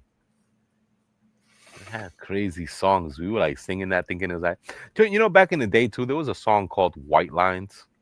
Everybody singing them thing like it was cool until you found, until you found out what they were talking about, and you're like, oh shit, dude, we were singing that? That's messed up. But nah, man, dude, the people back then knew what they were singing. Yeah, but when the younger kids didn't, and those songs became hits. Well, we would sing them because our parents kept playing it all over the place. Right. Going like, oh, to shit, my mind. I was like, wait, White Lines? That's about cocaine. Mom, that song's about cocaine. Yeah, that's not what they're saying. You're saying long lines when you go get the money and the cashier. Now shut up and go do your homework. Homework? Yeah. I used to do my homework in class. At time when I went home, I didn't want to do no fucking homework. There was a lot of people that would try doing that. Yeah. I wanted to run and slide on my kneecaps to watch He-Man. Yeah. Slide on my kneecaps with a bowl of cereal that I was looking at like it was a tablet. That was my tablet, the back of a fucking cereal box. That's it. Yo, holding that shit, reading it, looking at the little puzzle, you completed it twice. These fucking kids nowadays with their tablets and their phones. Go read a freaking cereal box. Right? Yo, you know, it'd be crazy to make a comic book on a cereal box. Just to have a whole box and What everybody you just buying. you peel off the seal on the side, and then you can just thumb through a 24-page book on the back of the cereal box. Yo, and that shit has like a little bag of something in it. You know what I'm saying? That's a great idea. I wonder if they have companies that'll make a a fair product. Like let's say you want something to taste like Cocoa Puffs, something like that, and you just want to put it in some cereal box that you designed. Is it possible? Oh, yes. So there are companies out there, because I heard someone talking about this actually on a stream. You can get these companies to give you the product, and then you can sell it with your branding on it. Oh, okay. So yeah, so you could get like your own cereal, your own sports drink, or your own Bubblegum. Yeah, you could get your own shit. You can even get like your own shampoo or fragrance, or put your name on it. But I'm thinking like, But they do it with everything. They might have a site like that you can choose. Like, I would like this in a cereal box. You know what I'm saying, with my logo on it. You know what I'm saying? You're not gonna have like, yes, just other people who made this. This is their recipe. You know, isn't there like a free for all recipe that anybody can use? Like, it's just for novelty. It's not the thing you go buy at a store for So I don't know for certain. My theory, because I don't know, is all right. So when you go to CVS, let's say, right, or a drugstore, and they have the brand name, and then next to it they have their version of it. Mm-hmm. So what it is they have a deal with the company, like one that I know of. Let's say, so Excedrin, the headache medicine, right? Mm-hmm. CVS has its own brand.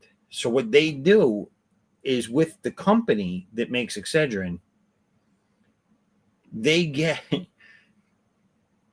I used to always say it's what fell off the conveyor belt. They then rebottle and send it to CVS. Yeah, like the bottom of the barrel, like they do to soda company. It's the leftovers. And I don't know what that boils down to. Like, I don't know what they mean by leftovers. If it's just, like you said, bottom of the batch that they can't get into the bottles, they put them all together at the end and then send it through as another batch.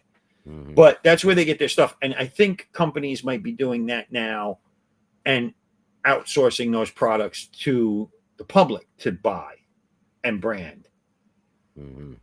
You know what I'm saying? So like, maybe like a batch of Coca-Cola didn't come out tasting exactly the right way. Maybe it wasn't made with the right parts per million of the ingredients. So that now becomes Bob's backdoor cola. You know what I'm saying? Like, right. Oh, all right. Let's say you just want to make a novelty comic book attachment to 1980 styled cereal box, just for the novelty of the comic, and you know what I'm saying. And right. Then you bought the cheap Lucky Charms, and you buy the cheap brand of it, and you get a lot of it, and right. You pour them into sealed bags, and just for the novelty to have the box with something in it, you know right. what I mean. And you don't have to put, this is by the company who made the fake Lucky Charms. For yourself or to give to people? That's the thing. Just for the novelty. It's not a consumption thing. If you want to eat it, you go ahead and eat it. Nothing's going to happen to you. But, it's not something you go at a store and says, oh, yeah, let me get the the mouthwash rings, you know what I'm saying, with the Well, I'm saying, like, marshmallow. but if it's something you're like, let's say you're doing a comic book campaign and you want to have that to give to the people buying your shit, right? I think at that point you would have to enter into a contract with one of these companies or whatever that does that, so that you can sell it. But if you were just making a one-off for yourself, you can do whatever the fuck you want. Right. Like if I just wanted to make a box of cereal with like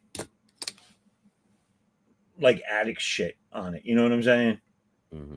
Like I could do that for myself. I don't have to do anything with anybody. I'll just do it with myself. You know what I'm saying? I can get a blank box from wherever, a box company or whatever. I can get, or I can paint one or whatever the fuck I want to do, and then I can get any brand cereal to put in it,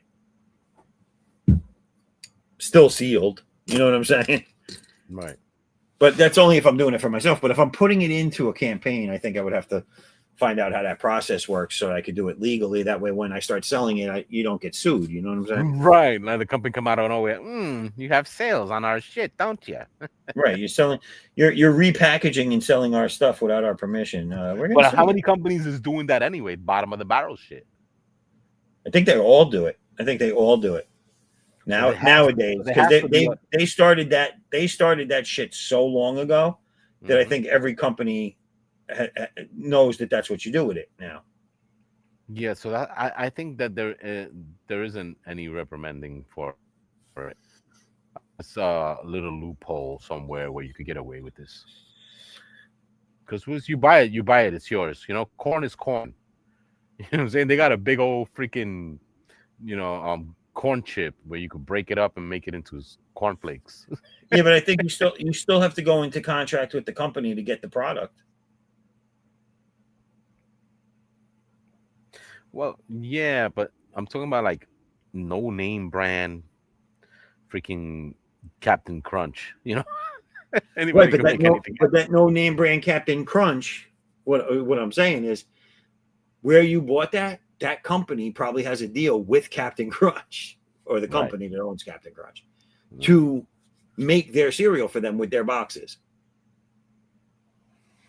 And again, it's the bottom of the batch or an off batch that they're selling them, and they know that, and that's why they can charge. They get charged less. They can charge you less. Yeah, it's just to get around that shit, man. Back in the day, the black market was just crazy, man. There was one time I went to this black market where they were selling electronics and stuff that people came up with that didn't make it, or something they found in Dubai, you know what I'm saying? Whatever the hell. Yo, they showed me a telephone. It was gray and it actually popped. It opened up, and when you pull it to the side, it had like two little side speakers, and it said PlayStation on it. It was a PlayStation handheld phone, and it wasn't when the PSP came out. This was before the PSP, and me and my friends said, Sony put out a phone, and the selling point when it came out was that you can play your PlayStation games on it. Yeah, and it was not, you couldn't find that anywhere. You couldn't just go to the store and be like, oh yeah, let me get a PlayStation phone. And it was a big flop too. I think they had it out for a year, maybe. Yeah, man. It didn't make it. It didn't make it some places. No, it didn't make it in a lot of places. Yeah, man. And me and my friend was excited. We were like, yo, this is crazy. So we ended up putting our money together and we got it that same day that we saw it. And then, it's like my boy bought the Google phone when that came out. And they amped it like it was going to be this great thing, and you could do all this awesome shit, and it failed. And when he bought the phone was so fucking bugged, dude. Like he got a virus and it started deleting his apps, and dude, it would turn on without him turning it on. It was such a fucked up phone. Oh my gosh. And because it was Microsoft, you know, they thought their shit didn't stink, so they weren't giving any deals on that phone. So he got taken for a ride just to, like, they charged him a lot of money for that phone, and the phone was a piece of garbage. He was so mad. He was like, "Oh, what the fuck!" I was like, "I told you to get an iPhone." Did it to yourself. This was back when iPhone like 4 was Well, out. That's how long ago it was. yeah, and people didn't really know Yeah. what they were getting into with this shit. They were getting people with the family deals and the different tiers and all that. Well, remember when you used to have to pay for your minutes? Oh my god, that was the worst, right? Remember that shit? Yeah, no. I had the company that Verizon bought. I think it was Bell Atlantic.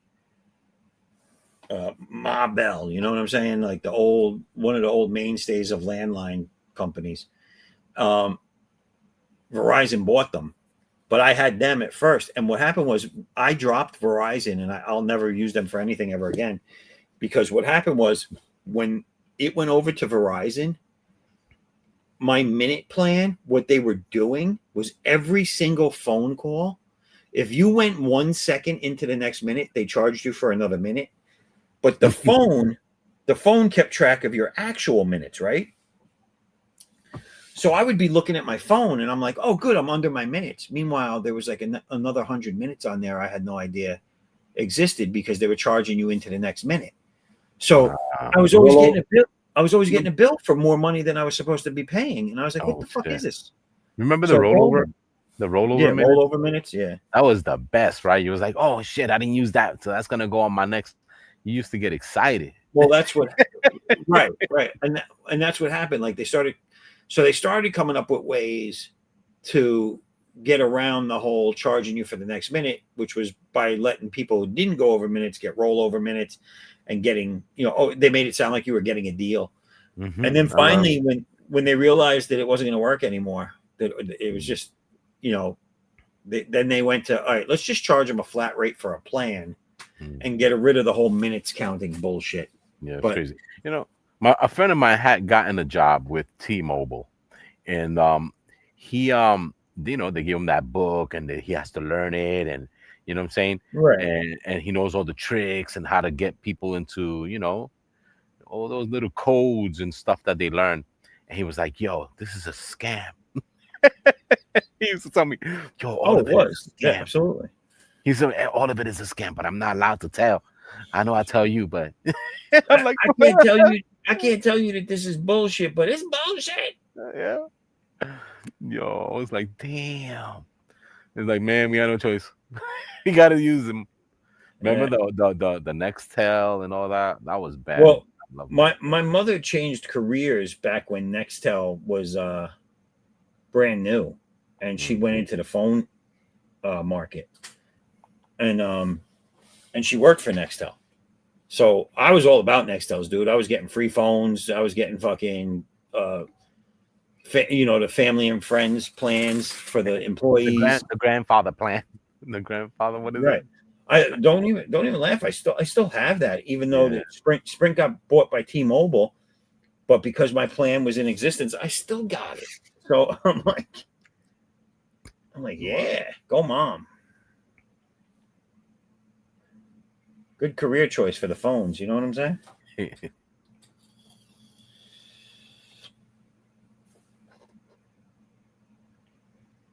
I love Olive the Goon. I bet she was better than Olive. She took care of her man. She was happy ending fucking Alice. It's always the ugly fat girl. You notice how they only ever ask who loved Popeye. They don't ask who Popeye loved. Help me. Oh, now I'll help you, right? You thought it was cute showing your little skinny ass to Brutus? Little skinny ass. Popeye only wanted olive oil because her father owned the docks.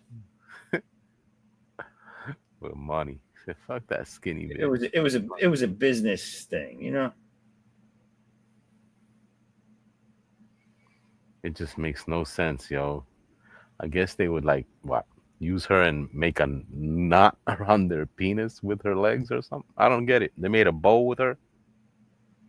Yeah. What do you? I don't know, dude.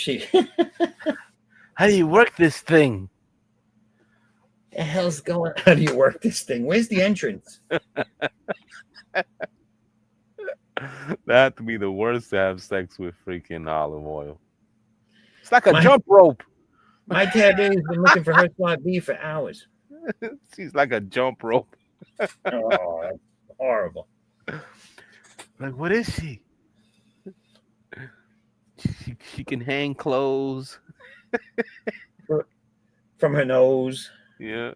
Like, what the hell is wrong? Who wants that? Obviously Popeye, right? Crazy. I don't know. Popeye think that shit is. She must have been good at something, right? Yeah. Oh, Popeye! Like, he's the only one that understands me. You know, He's- maybe she's an empty blow up doll, but in bed he inflates her and brings her to where her lovely lady dumps back. That's hysterical. Imagine. Imagine that she's always been uninflatable. The conspiracy theory is that Olive wasn't real. She They were was just an inflatable they doll. were just delusional fucking guys that were from being out at sea so long they thought she was real. Yeah, it came through the docks one day. She's Yeah. mine. She's all mine.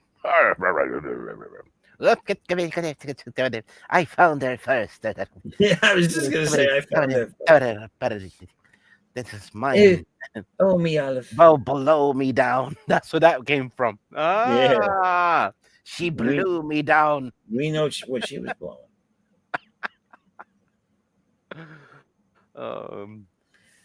We got your number now. We got your number now. Olive. She was skibbity doobiting like crazy. You skibbity-doobidy. Freaking Popeye. Man, the best. What's going on here? Look at Brutus. What is he doing to poor Olive?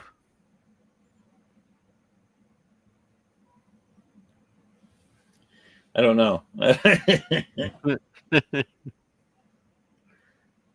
The cartoon, he didn't say much, but grunts. And when he did say something, it was just like maybe 3 words. They had somewhere he talked. Yeah. Just like Tom from Tom and Jerry. Remember when he used to the rare occasion he He's talked? like, all right, hey, something is burning. Remember that? What's that? When he goes, Oh hey, yeah. something is burning. Yeah, that was the best. He just stopped out of nowhere. That was the best. My favorite Tom was the one where he was serenading the girl. Is you is or is you ain't my baby. Oh my God, the best. That was great. Yeah. With the zoot suit, remember that? He made the suit out of the freaking the tent and shit. Yeah. Yeah, that was the best. Fucking great. I always liked them the weird ass little stories that they would have with him. They had one with the aliens that he was like, "Don't you believe it?" Remember at the end? Oh yeah. Don't you believe it? Right. They were saying something, Oh, Daffy Duck too, man. They did a bunch of stuff with Daffy. That was crazy. I love Daffy. Mine, all mine. Yeah. They had something with him with the ugly duckling. They call it the ugly pluckling. Yeah. What is it? The ugly pluckling. Yeah, man. There was like, well, how come you don't let me swim with the rest of the duckies? And the mom comes out of nowhere and says, because you're black. That was the worst. Wow. And they took it out. And the duck had a big old giant mouth with teeth. And she said, because you're black. But screamed at him like, what? Wow. You could have said, no, saying, come, you can't play with the other ducklings. He said, no. Because why can't I play with the other ducks? Because you're black. They thought that shit was funny, bro. And it was funny to them. They thought that shit was the craziest thing. When they were making fun of black people in the cartoons. That was wild. Well, they Remember, so here's the thing, and this is my take on it. This is how I see it. I don't think that, especially in cartoons and movies, so much that it was about making fun of them. I mean, they were portraying. They were doing two things. They were still trying to keep them in their place because that's the way things were back then. You know what I'm saying? That's how they thought. Mm-hmm. But they felt that they were also giving them opportunities and helping them out, and they were portraying them based on the lack of education that they were allowed to have. You know what I'm saying? Because they weren't afforded the ability to get the same education as white people and all that. So like the same thing with like what you call it, Little Rascals. Like Bill Cosby bought them and whatever, and wouldn't show them for years because he said it's portraying them as stupid or whatever. And I'm like, all right, if it was taking place today, I would agree with you. But it's taking place in a time period where that's literally how the black people in society were talking because of the education that they were getting. Mm-hmm. You know what I'm saying? It had nothing to do with making fun of them, but it's the time period that it was made. Like everybody wants everything to exist now. Like it just like this is the start of the entire universe is right now, and everything needs to start with all the standards of right now. And that's bad. You need these things to be around because you need to learn from your past. You need to see where things have come from, how shit's progressed. Otherwise, you never learn. And if you bury all of it and don't let anybody see it, and all generation after generation after generation grows up, they're going to make the same mistakes eventually. Mm-hmm. It repeats itself. Right. So history is a good thing. You might not agree with what took place back then, but it's good to know it because and if there were shows made, let people keep watching them. If there was music made, let people keep listening to it. If there's statues up, let people see them, because this is the only way they're going to know how things were and where they've progressed to.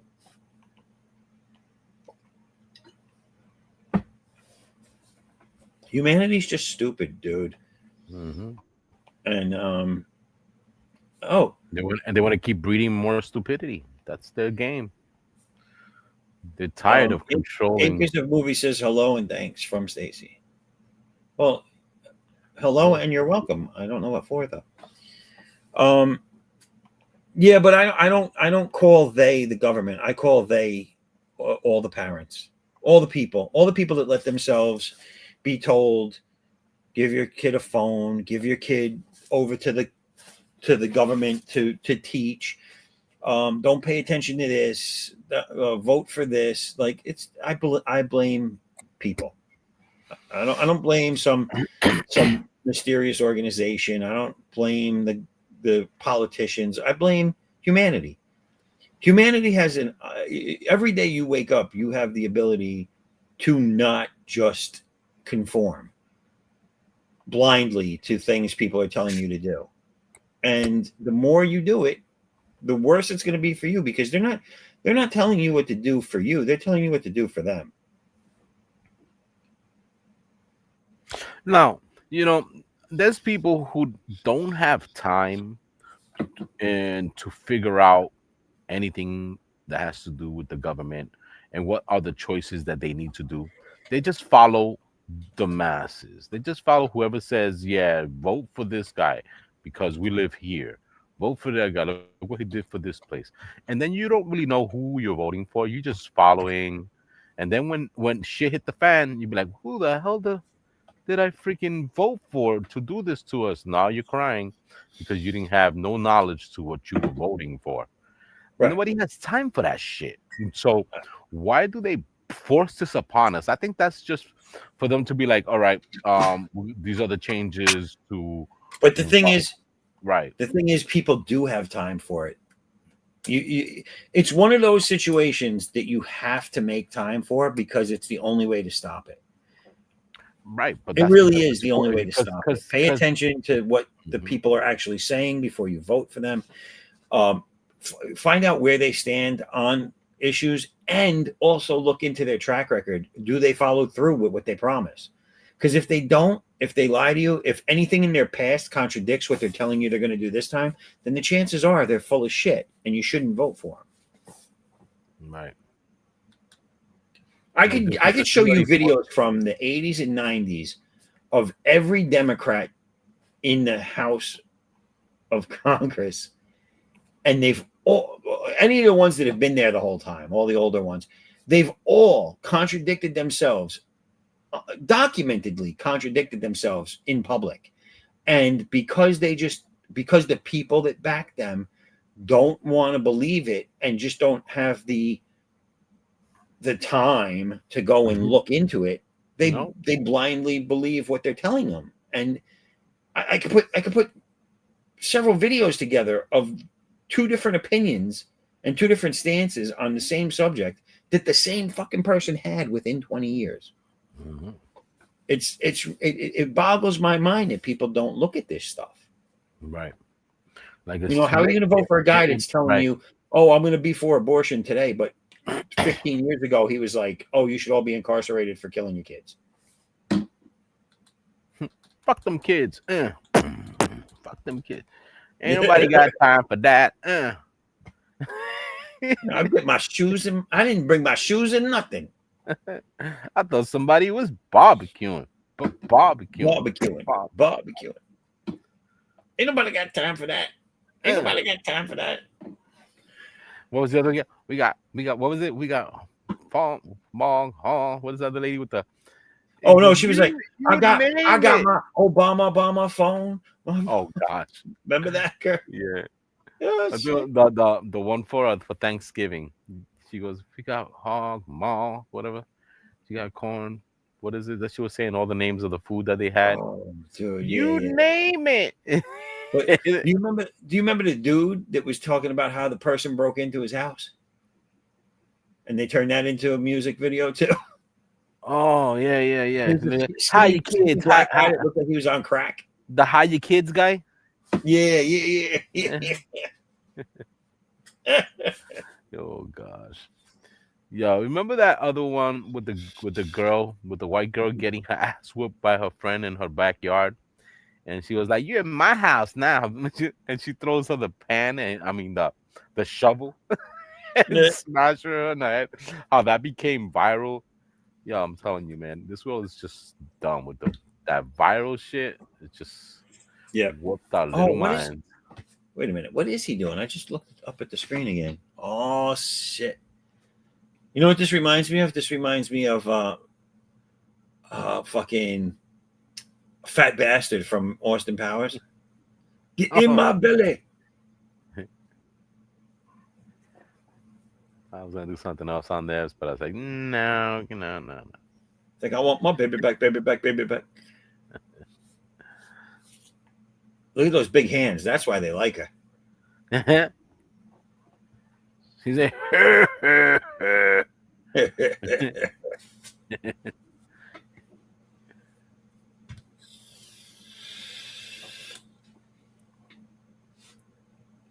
just getting there. Look at freaking olive oil. Look at the way she's popping. She's popping out. She's like, what the fuck? What she got me down here so low for? Oh, Popeye, what's going on? You know what you want me to do, eh? Yeah.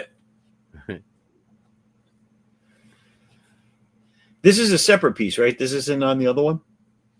Yeah, this is some separate page. Yeah. So since the other day, how many images have you drawn with the Popeye crew? A lot.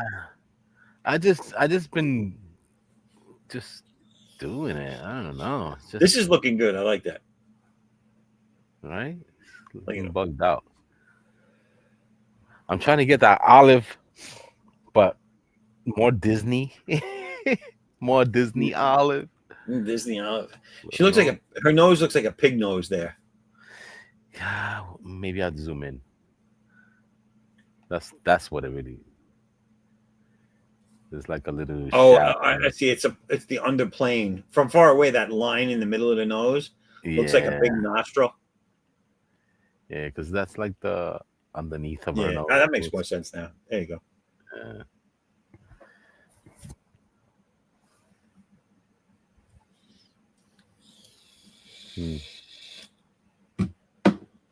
That's the thing with you gotta draw Olive really thin like she normally is, all the way to her waist, and then give her those big hips with the big thighs. Right? Yeah. Like abnormalities is what works for her.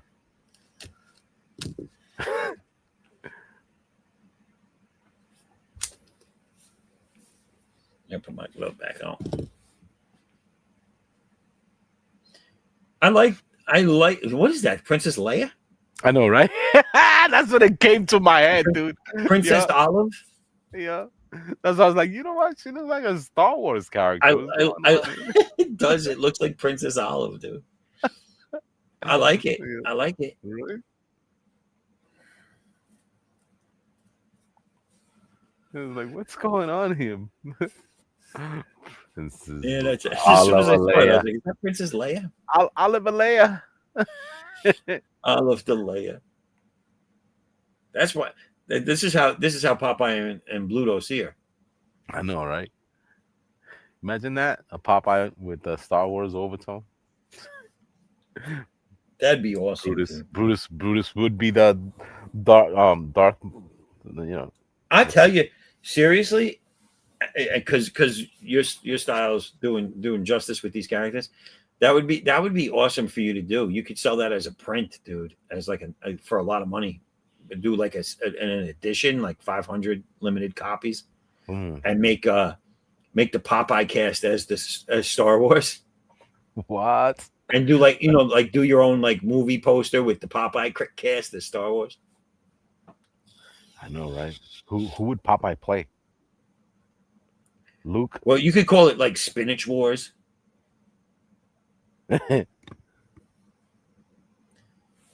Popeye, you would have to put you would have to put Popeye in the Luke role, but he would be much more badass than Luke. Olive the Goon will be Darth Maul. Shit. Yo, I know Alice the Goon. You can make that robot one, Grievous. Oh wow! With all the lightsabers in the arms. Right. She could fit. You know what I'm saying? So Wimpy would be Yoda. No, not Yoda. Sweet Pea could be Yoda. Right. Oh no, Sweet Pea could be Grogu, the little baby Yoda.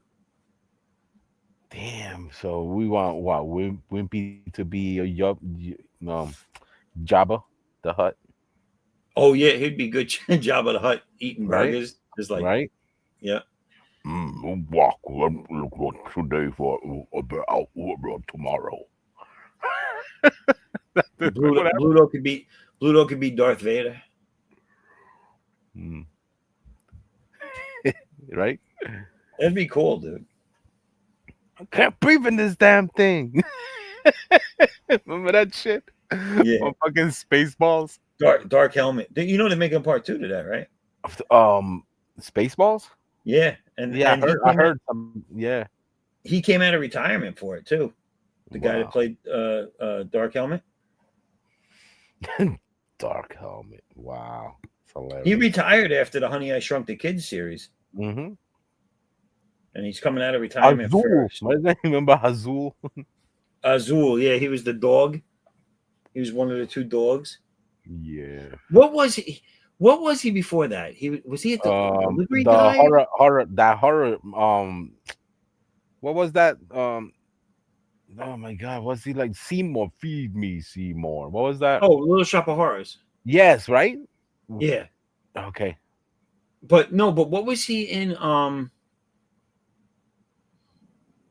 In Ghostbusters, his character. What was his character before he became possessed? Was he a delivery boy or something? Oh my god. I can't remember what he. I know he had a crush on the chick at the headquarters, the one that answered the phones. Okay, yeah. So I guess he was in the office room, right? And then they took over him. Yeah, but I don't think he worked there. Well, he might have. I don't know. I thought he was like a delivery boy for them, and then he was just in the wrong place at the wrong time and got possessed. Yeah, that was so far back. I own it, and it's like in plastic wrap. I never opened it. I got the DVD right in my face. Yeah, I can't remember the whole thing, but I remember Ghostbusters was like the best, man. It was like one of my first favorite movies. Like, you know what I'm saying? Yeah, and that was the first like scene like that library scene. Remember the library scene with the ghosts and stuff like that? Yeah, where the old lady's ghost told him to shush. Yeah, and they get the ectoplasm, and that's you're like, what the fuck is ectoplasm? Yeah, I remember I was so young when that came out that when with the library scene, I was like when the creepy old lady. Yeah. What was that other shit? What was that? The ectoplasm and the laser, the cartoon, the real Ghostbusters and all that shit. Yeah, that was great. Yo, they had a nice scene in the Ghostbusters. Remember when they had that the zombies with the werewolves and the vampires and all that? And they were like, what would happen? They were like, if a vampire bites a zombie and a zombie bites a werewolf, and Egon says, it'll be a cataclysmic explosion. And I was like, oh. Like, oh, so that's what will happen. So they all everybody that can change into something from getting bitten there's nothing that can happen. It's just a big cataclysmic explosion. Really?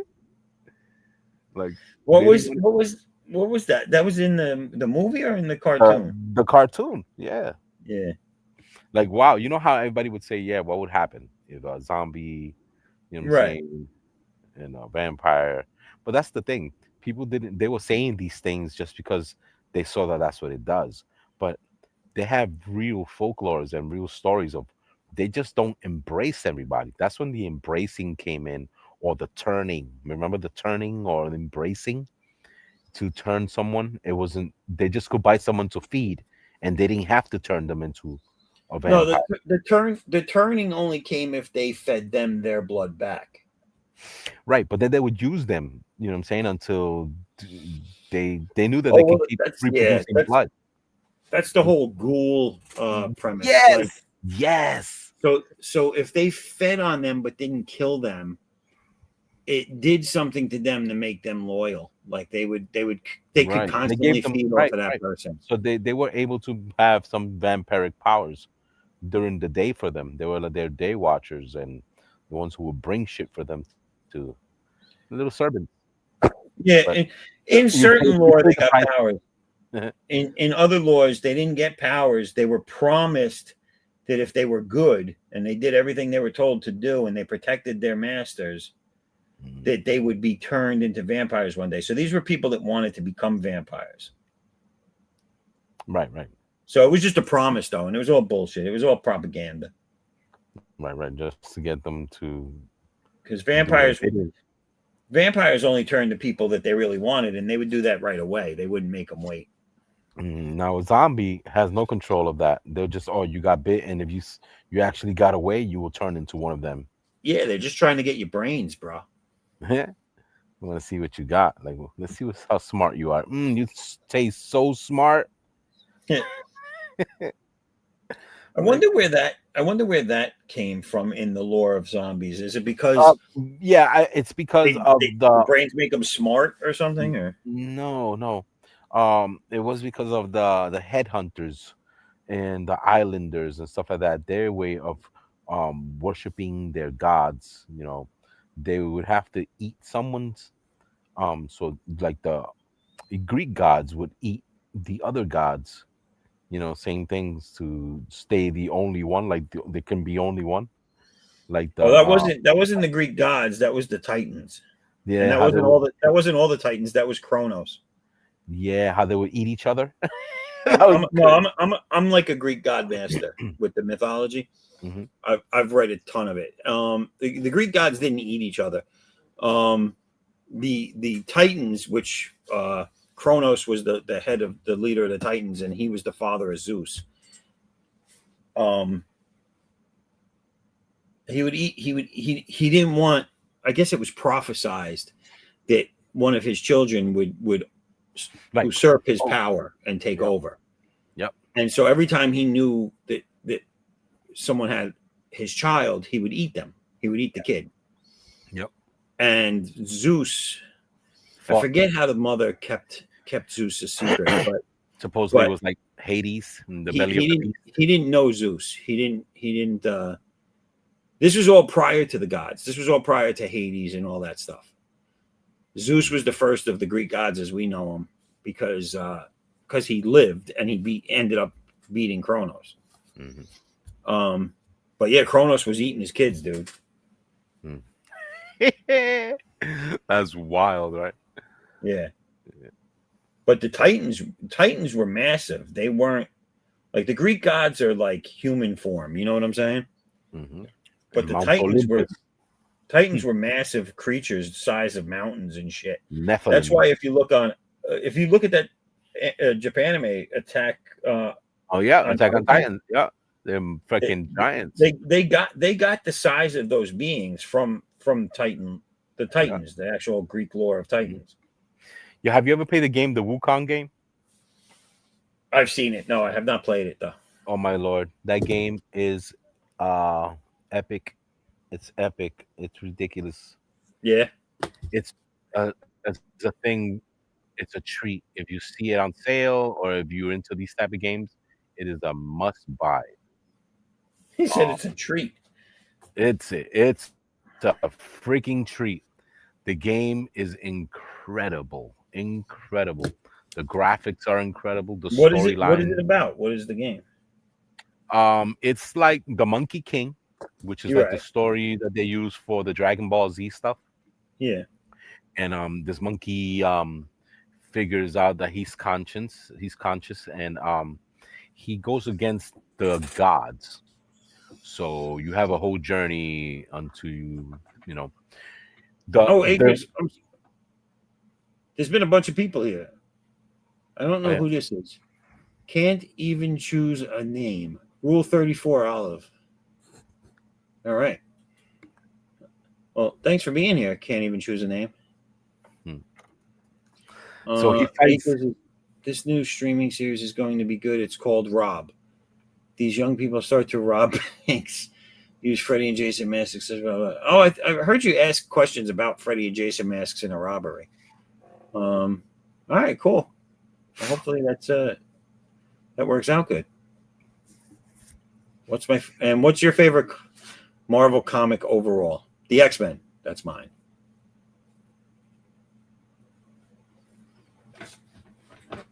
That's mine. Do you have a favorite one, Artex? Of what? Acres of Movies is Stacy is asking, what's your favorite Marvel comic overall? That's hard, man. I'm a Spider-Man fan from back in the day, and X-Men, Uncanny X-Men. I liked. So many, man. Daredevil was fun. I like Daredevil in the 80s was great. Right? I think after the 80s it lost its appeal to me. But do you remember did you pick up the Typhoid Mary story arc?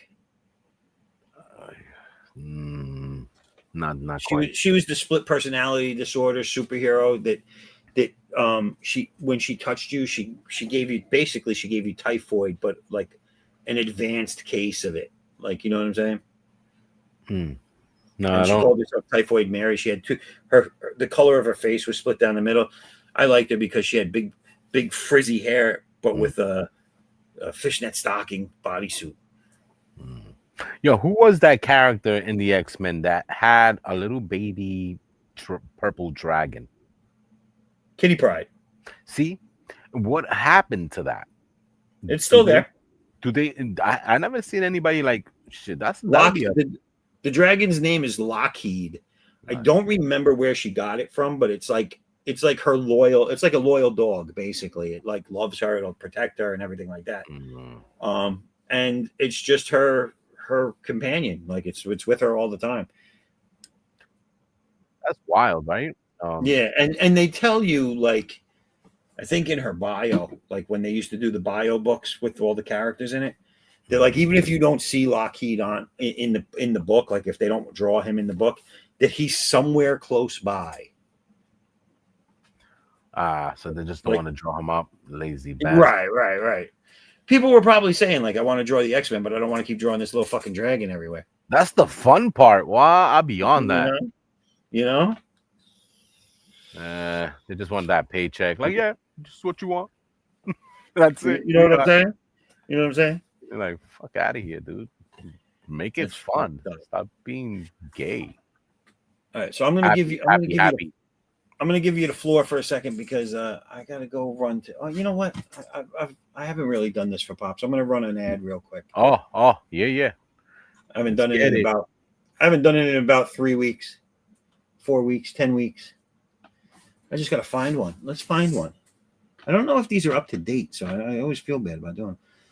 I'm gonna run a Flip City one. I think, yeah.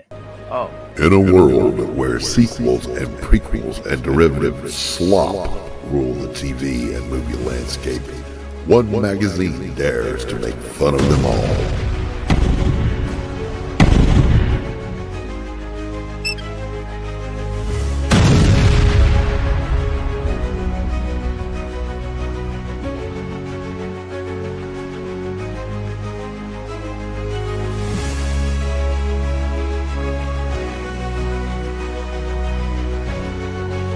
One mag to roast them all. One mag to troll them. One mag to break their balls. And in the ratings, roll them.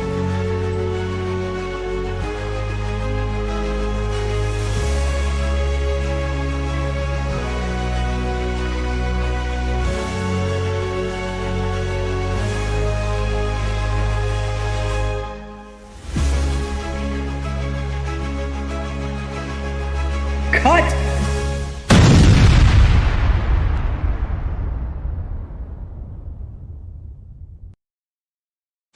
Perfect timing. I just got back.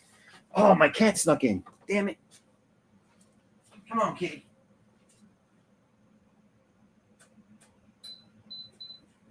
Come on. No, come on. You gotta come out. Here we go. Here we go. Big boy stretch. Go ahead. Go on. Food around the corner. Food around the corner. So for those of you who don't know, that just watched that video, that was Doc Blaylock doing the voiceover. Yeah. Makes you want to listen. It was absolutely amazingly horrible. I mean, no, it was great. The guy with the voice that you want to listen to. Listen. He did. I give him credit too. He did it all without coughing once or having to go heat up his coffee. I will be saying words that you will be listening to. When I say them, you listen. Here are the words. Are you ready? The listening part of your body is next to your face. Use them as I'm about to say the things that you will listen to, because I tell you that you shall listen to the listening part of the ear that you use to listen to. Just want to let everybody out there know that you chose to be here for this. Imagine just rambling about that and you just keep listening and listening. You never get. I'm about to say words that mean things that you should hear that I'm going to say. While you're there waiting and waiting. It's great when you have a voice like that, you know what I mean? People just stay there and wait until you say what it is. Like, the facts were said. And he said them. And I sat here and listened. It just gets worse from here, people.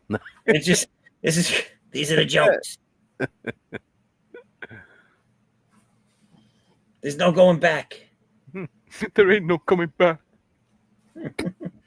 You ain't you. You dead. Man, there ain't no coming back. There ain't no coming back. There ain't no coming. You dead. You the dead. devil stood. What is it? The no something. The Jack the devil. He had some weird old quote there that was crazy. You ain't you. You dead. We killed you. There ain't no coming back, man. There ain't no coming back, man. He turned Tintin into a voodoo doll. Yeah. He goes, the Jack. He said, I don't know. Maybe you heard this one. Jesus Christ enters the hotel and he asks the innkeeper to give him 3 nails. And he goes, "Don't you ever fucking die?" That shit had 2 punchlines. You notice that shit? Yeah. He gave him 3 nails. He goes, "Would you put me up for the night?" That was crazy, man. That was one of the best lines ever. Could you put me up for the night? Yeah. He asked the innkeeper for 3 nails. He said freeze and I moved. Remember that? And I'm dead. So I moved. That was freaking crazy. Don't you know this game? Remember that? When he said that? Don't you know this game? Oh shit. Yo. That movie was super deep. The cop in that was the dude from Ghostbusters. Oh yes, it was. Yes, it was. He had the cop hat and everything on and shit. He played the cop. Many years later. That was amazing. We got to see that shit. I loved it, dude. You know what I'm saying? If you missed it, I feel sorry for you, son. Now you have to watch it another way. The feeling is over. There's a lot of ways, a lot of things we lived through that were just amazing. Like, you know what I'm saying? Think about like the movies that came out and just the stories behind them. Like not only did the Crow story, the comic was created because of a tragedy that befell the writer's own life and his wife. And so the story alone was from the heart. And then they make the movie and the star gets killed during the making of the movie accidentally, supposedly. But not only that, but then you look into his past and then you get into the Bruce Lee story and it's like all this wrapped around the Crow. It was an epic movie, dude, because for a lot of reasons. And a lot of things connecting to it. There were also big things in our culture.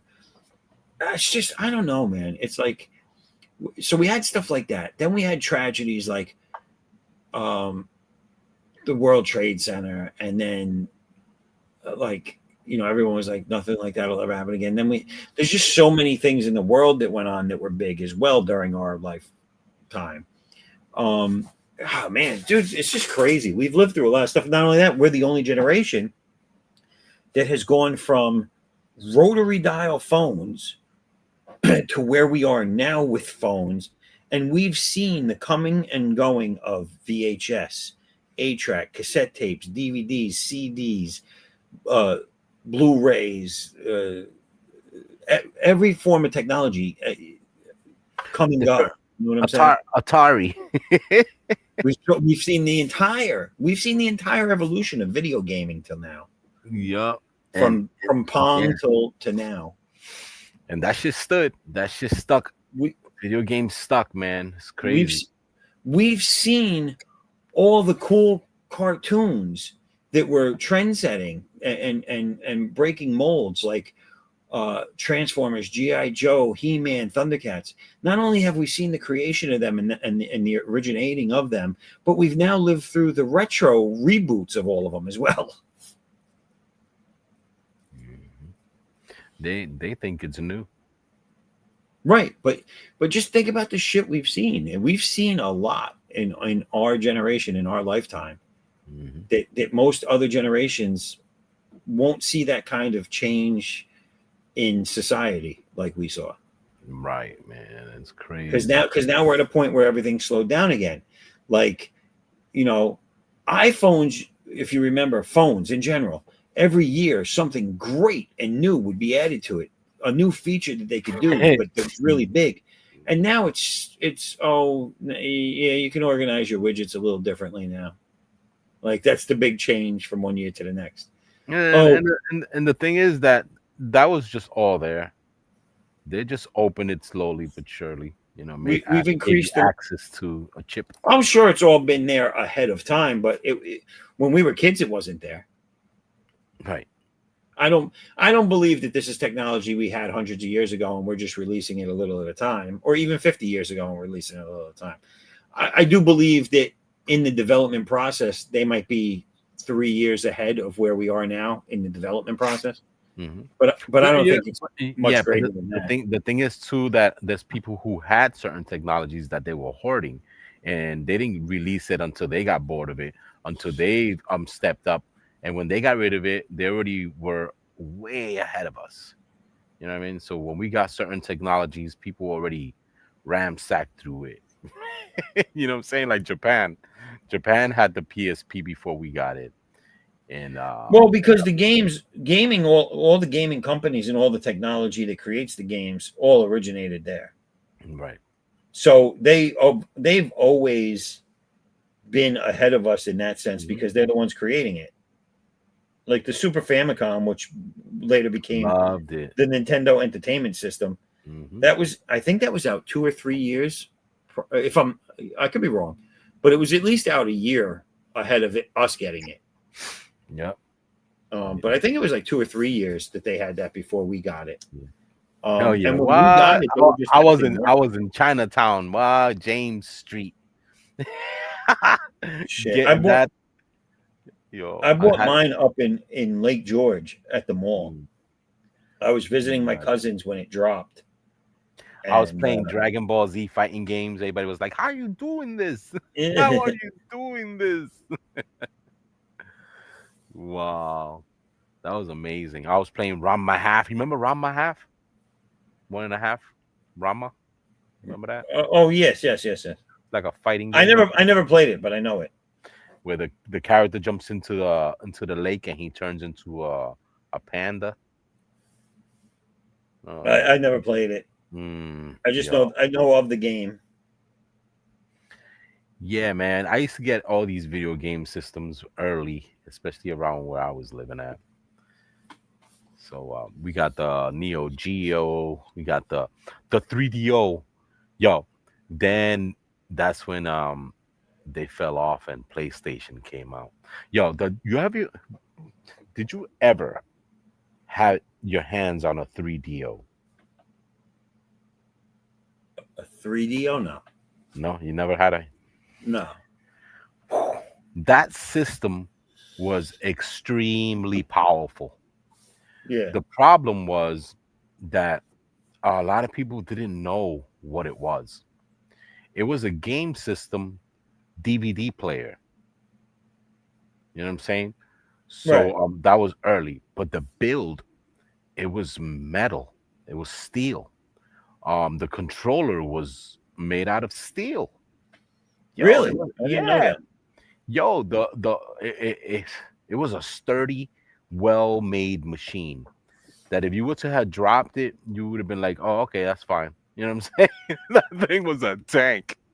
Yo, that thing was a tank, bro. But the speed on it, it came with a lot of what is these the games that had like movie built in with it. What was that with Sylvester Stallone and what was it? What's his name? Who made the 3DO? I think it was the PlayStation people, man. Because it still had the triangle, square, and circle design on their name. The PlayStation didn't have it wasn't 3DO. No, they bought the processors. Yeah, but I mean, Sony never laid any claim onto that because it wasn't theirs. Yeah. But this is where the companies kept, jumping from each other and stealing from each other back in the day when they did the But the Sega. Sega had the Sega 3D had they had two things. They had the Sega the Jaguar. The people who did the Jaguar was the one who stole that from Jaguar was Atari. Yeah, they stole some processors from Sega. Was the 3DO Genesis? No. What were they? What were PlayStation came out Then you after had that. the Sega CD drive. Yeah, once the 3DO was over, the PlayStation came about. That's the one that, became the champion. Yeah, you know which one? You know which system? So I had a lot of stuff. Like my whole collection from beginning to end was Atari 2600. I loved it. ColecoVision. Yep. Then I had Sega Genesis. Yep. Nintendo. Yep. The Sega Master System adapter for the Genesis, so I could play all their games. Loved it, yo. You remember Pepsi Man from the Fighting Vipers? I had what else did I have? I had the PlayStation 1, 2, 3, 4, 5.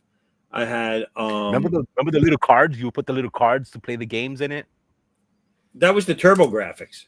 No. The other Sega.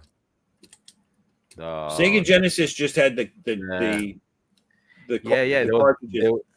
The Sega base system. It had a little slot on the side. The Master System, the Sega Master System. Yeah, remember that? Yeah, that was the first one. But Turbo Graphics had the same thing. They had the you could buy the game on the card, or you could buy the cartridge, or you could buy both.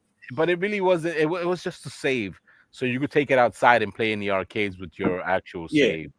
Well, let me tell you something. On the Turbo Graphics, I never bought that system, but I always wanted it. And the ads were so cool at the time. And I remember one of the games was a side scroller, and your robot that you controlled looked just like the two-legged walker in Star Wars. Yeah, it was called Run Amok. Amok, it was called. That game? Yeah, man. There was a ninja game, a top-down scroller up like Akari Warriors was done. You know how Akari Warriors, you scroll up on the screen, but it's a top view? Yeah. So they had a ninja game for the Master System that was like that I used to love playing. My friend had this system. And then I got it when I got the adapter. I got the cartridge for it. That was a fucking good game. But I mean, I had what was the last Sega system that came out? Dreamcast. Dreamcast. I have the Dreamcast. That shit is sick. I loved it. I was on that. I have Game Boy Color, Game Boy Advanced. I have the Sega one. What was that? It was a big fucking heavy portable one. Sega CD. No, not the CD. It was their portable system, like a handheld. Oh, okay, yeah. It had Sonic on it and all those games. Yeah. I hated that. That build used to be so faulty, bro. It was heavy. It was very heavy. Yeah. It was the Game Gear. I have that. The Game Gear. I bought that off somebody. Sega Game Gear. Game Gear. That's it. Sega Game Gear. Yeah. But then I have like the PSP, the PSP Lite, those were well made. I never had an issue with them. The PSP2. Those were good systems. They just didn't get enough support. Mm-hmm. Everything, dude. Right now, hooked up upstairs in my den where I hang out. I have PlayStation 5, Xbox One, and Xbox the S1, the downloadable one only. Mm-hmm. Those three systems I have hooked up. So those are the three systems I still play. The Xbox One is if I want to play some retro stuff, I'll turn that on. But then I created, because I've collected all these for so long and everything, that down in my basement, I've created a workout room on one end and a lounge arcade basically on the other end. I built a bunch of arcade cabinets myself. With my son helped me. And I put some TV monitors up, and then I plugged all my systems into them, all my old systems. And I got a poker table down there, a fucking big screen TV if we have people over. It's coming out really nice. I'm constantly working on it, but I was doing that as well, man, until I moved. So I have a PlayStation 2, I have a Dreamcast, I have yeah. Xbox, I have PlayStation. Now I have the ones I have connected are the Steam Deck with the what is this visor? The Oculus and the PlayStation, the Xbox 5. I like the Xbox, man. The problem is that they go through so much changes, man. And they say they're Yeah. gonna do this, they say they're gonna do that, they're gonna drop it, they're not gonna drop it. Now they're trying to make the what is this? The one I just mentioned, the Steam Deck. They're making a separate system for the Steam Deck right now. They're saying that Xbox is going that route. It's crazy. They're gonna stop the disc stuff and they're just gonna go I straight. don't know. Right now, all the companies are putting out two computers. They're putting out downloadable only and then disc oriented. So yeah, I mean it's going to change eventually. You know it is. I'm not going to like it. I might stop buying new systems at that point because But they said that it's gonna cost ridiculous. The price is gonna be out of this world. It should be cheaper. If you're downloading it, it should be cheaper. No, the system itself, because they're gonna give you a It lot of. should still be cheaper because you think about how many components they're no longer putting in it. Yeah, it's like All that disc reading technology and all that shit that cost them money is no longer going to be in the system. Mm-hmm. I don't know, man. I want to see what's gonna go down with that, but I'm happy with what I'm playing now. I like the Steam Deck. The Steam Deck is fucking flawless, man. I use it as a regular game system. I don't take it out of the dock. Well, those new systems, if they go completely downloadable, like I mean, if you look at the Xbox, both of them actually, they're both small. But all these game systems, if they're just going to be downloadable game systems, they could be as big as an external hard drive, which is tiny, because you don't need. All you need is room for the processors. All the other innards that they put in them to run disks and stuff, you no longer need. So you don't need that big body anymore. But this one has the capability to do both PC and game system like console, and it also it uses your laptop through the air. It knows if you have a laptop with a game system in it, and you could just pick up the game off your laptop. That's crazy, right? Yeah. I want to go through some of these acres that are on here. So first she asks, Christopher Walken offers to pose for you as a live action model. Would you draw him as a villain? Yes, I would. Oh yeah, a funny villain because he plays a good villain. What's your favorite non-Silence of the Lambs and Hannibal and Red Dragon Hopkins on-screen cinematic moment?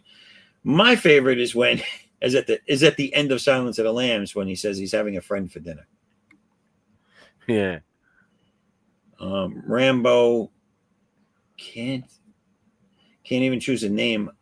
I'm sorry. I haven't been paying attention to the chat. My bad. I don't know what this is in reference to, the Rambo thing.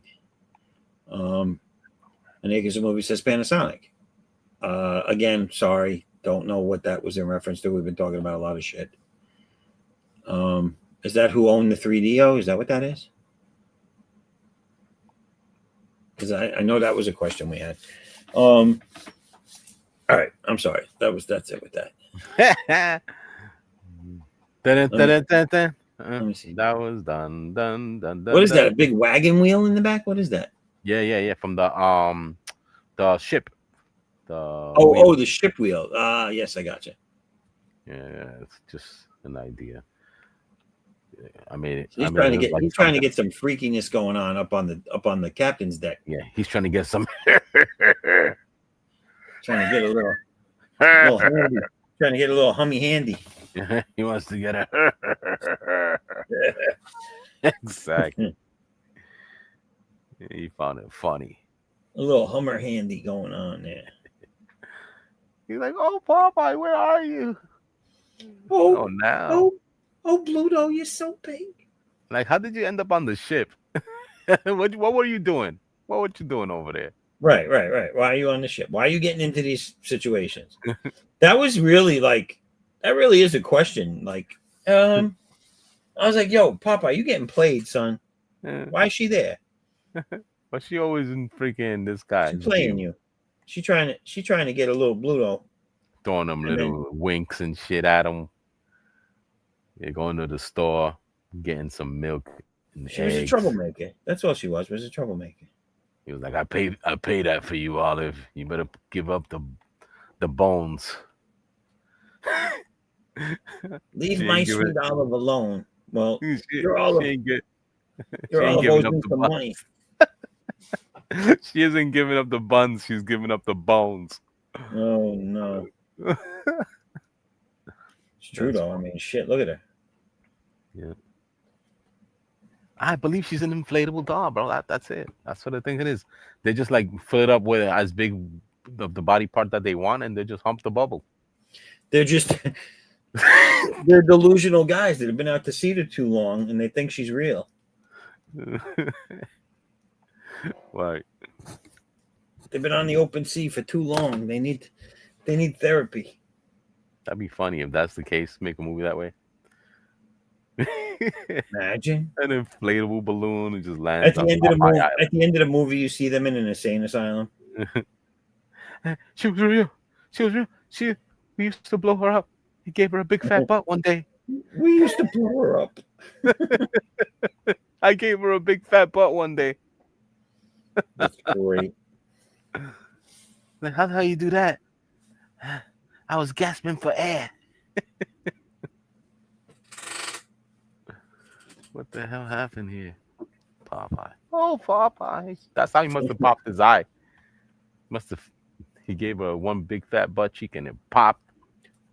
Gave her a butt cheek. Eye. My eye. He popped him in the eye.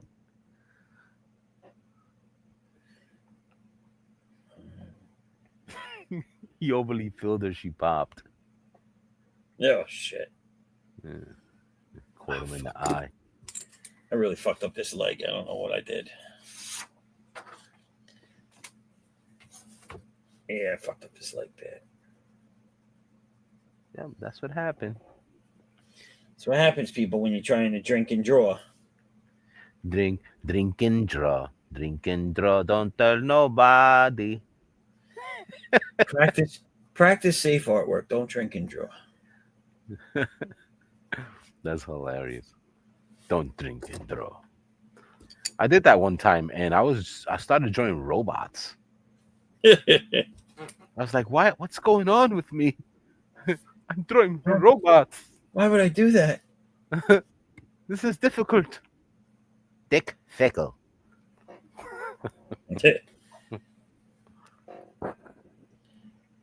See, I hate when I have to do this, though. I hate when I have to sculpt out the muscles first before I can just go into it, because that means I'm not fucking paying attention. Ooh, I'm about to draw some sort of robot face for some strange reason to remind me of that. I will be drawing a robot face. Dun, dun, dun. Now drawing robot faces. Here comes the robot face. Is that like the gas? Yep. You got the.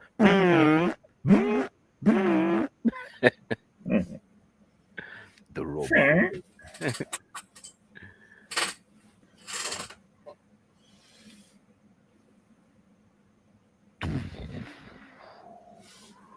I am robot face. I am robot face. Yeah. He looking like a man. No. I tell you. This one look like a robot face. Dun, dun, dun, dun, dun.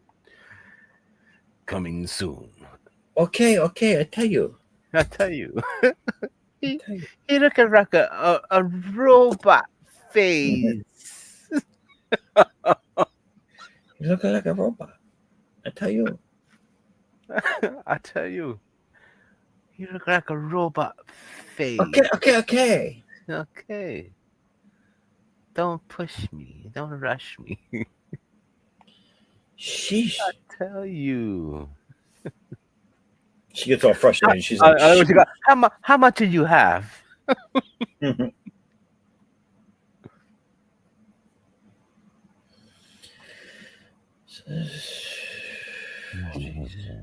I am Robot Face Man.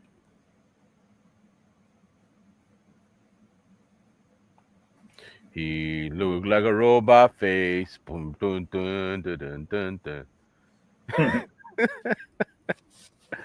Oh, that's him. That's him, Mr. Robot Face. I tell you. I am Mr. Look at that.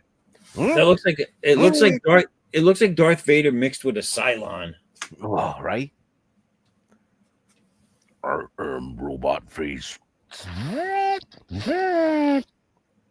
I look like robot. Mm.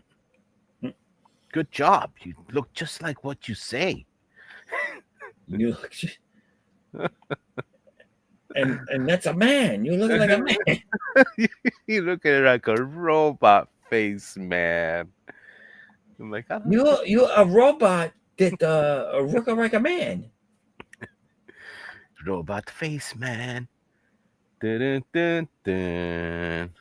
Robot face, man. It was a Spanish song. Ya tú sabes, hey. Dun, dun, dun. Robot face, man. He starts dancing salsa. And people loving it. Yeah, look at him go. Look at him go. Dude, did you ever see some of those really like off the wall sci-fi movies from like India and like from fucking Bollywood? With that Bollywood stuff? I don't know. There was some like whack ass shit. The guy was like Indian and he fucking, but he like, I don't know if he's an alien or an android or some sort of Terminator, but he can multiply himself, and then he forms into like a ball, and then he forms into like a big version of himself, and he's, oh man, I tell you, I don't know what the hell this goddamn show was. I caught it a few different times, a few different movies, same guy, same character, I guess. On like reels and shit on social media. And it's just some funny ass freaking James Bond style fighting. No, this was some crazy like. Oh, because that's some of them that I've seen. With It's like kung fu. It's like kung fu theater meets fucking. I don't know how to explain it. Like Hawaii 5-0. No, it's massive death, large scale death. People getting killed and shot everywhere. Oh, all right. And super sci-fi, but like the fighting is ridiculous, like you would see in a kung fu movie. And the main guy is like a stocky, fat Indian guy with slicked back hair and sunglasses. There must be some wild shit. One of them wild ass. Dude, it's crazy. It must be but popular. When you see those reels, they don't give you the names of the show. Right. And so you're watching it like, what the fuck is this? I need to know what this is. It's like it like captures you, but it's disturbing all at the same time. Right. You find yourself thinking like, why the fuck am I watching this? Man, there's one that I think it's China or whatever it is. They made a good one that I liked, and I keep forgetting the name to it. And it's about an emperor who he gets these kids who have elemental powers, and he was told by a Buddha who is called Sick Buddha. Every time he tells you an actual fortune of your future, he gets a sickness, and he slowly starts to decay.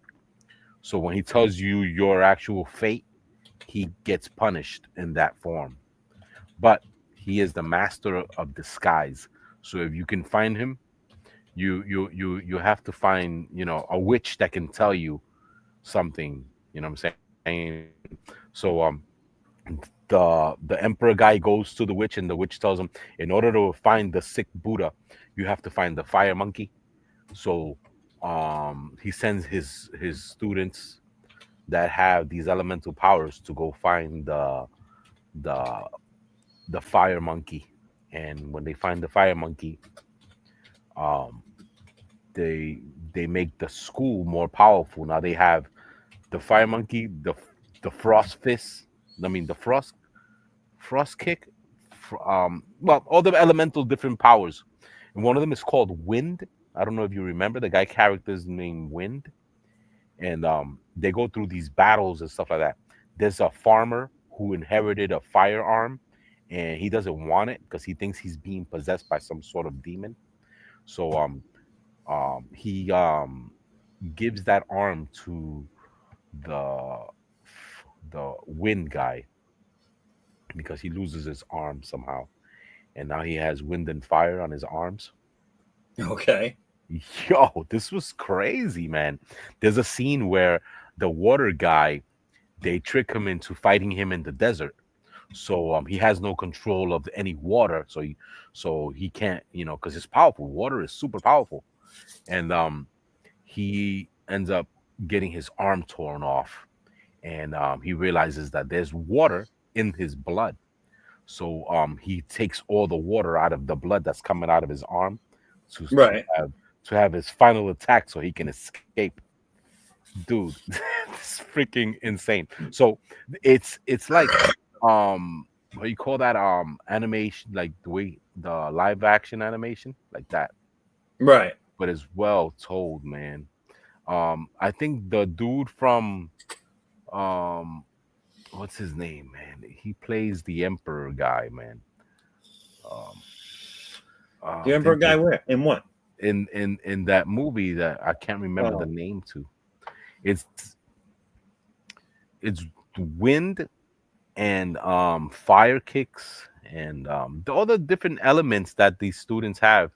Yeah. And I don't know what that is. Man. Let me run through. Acres blew up the chat again, so let me go through some of hers again. What's your favorite comedy where the person gets a power? All I can think of when you ask me this question is Greatest American Hero. Oh, I loved it. Yeah, that was friggin' hysterical. It was a good comedy, and he had superpowers. Best Steve Martin performance. I believe I vaguely remember you asking me this before. I'd have to think. I don't know offhand.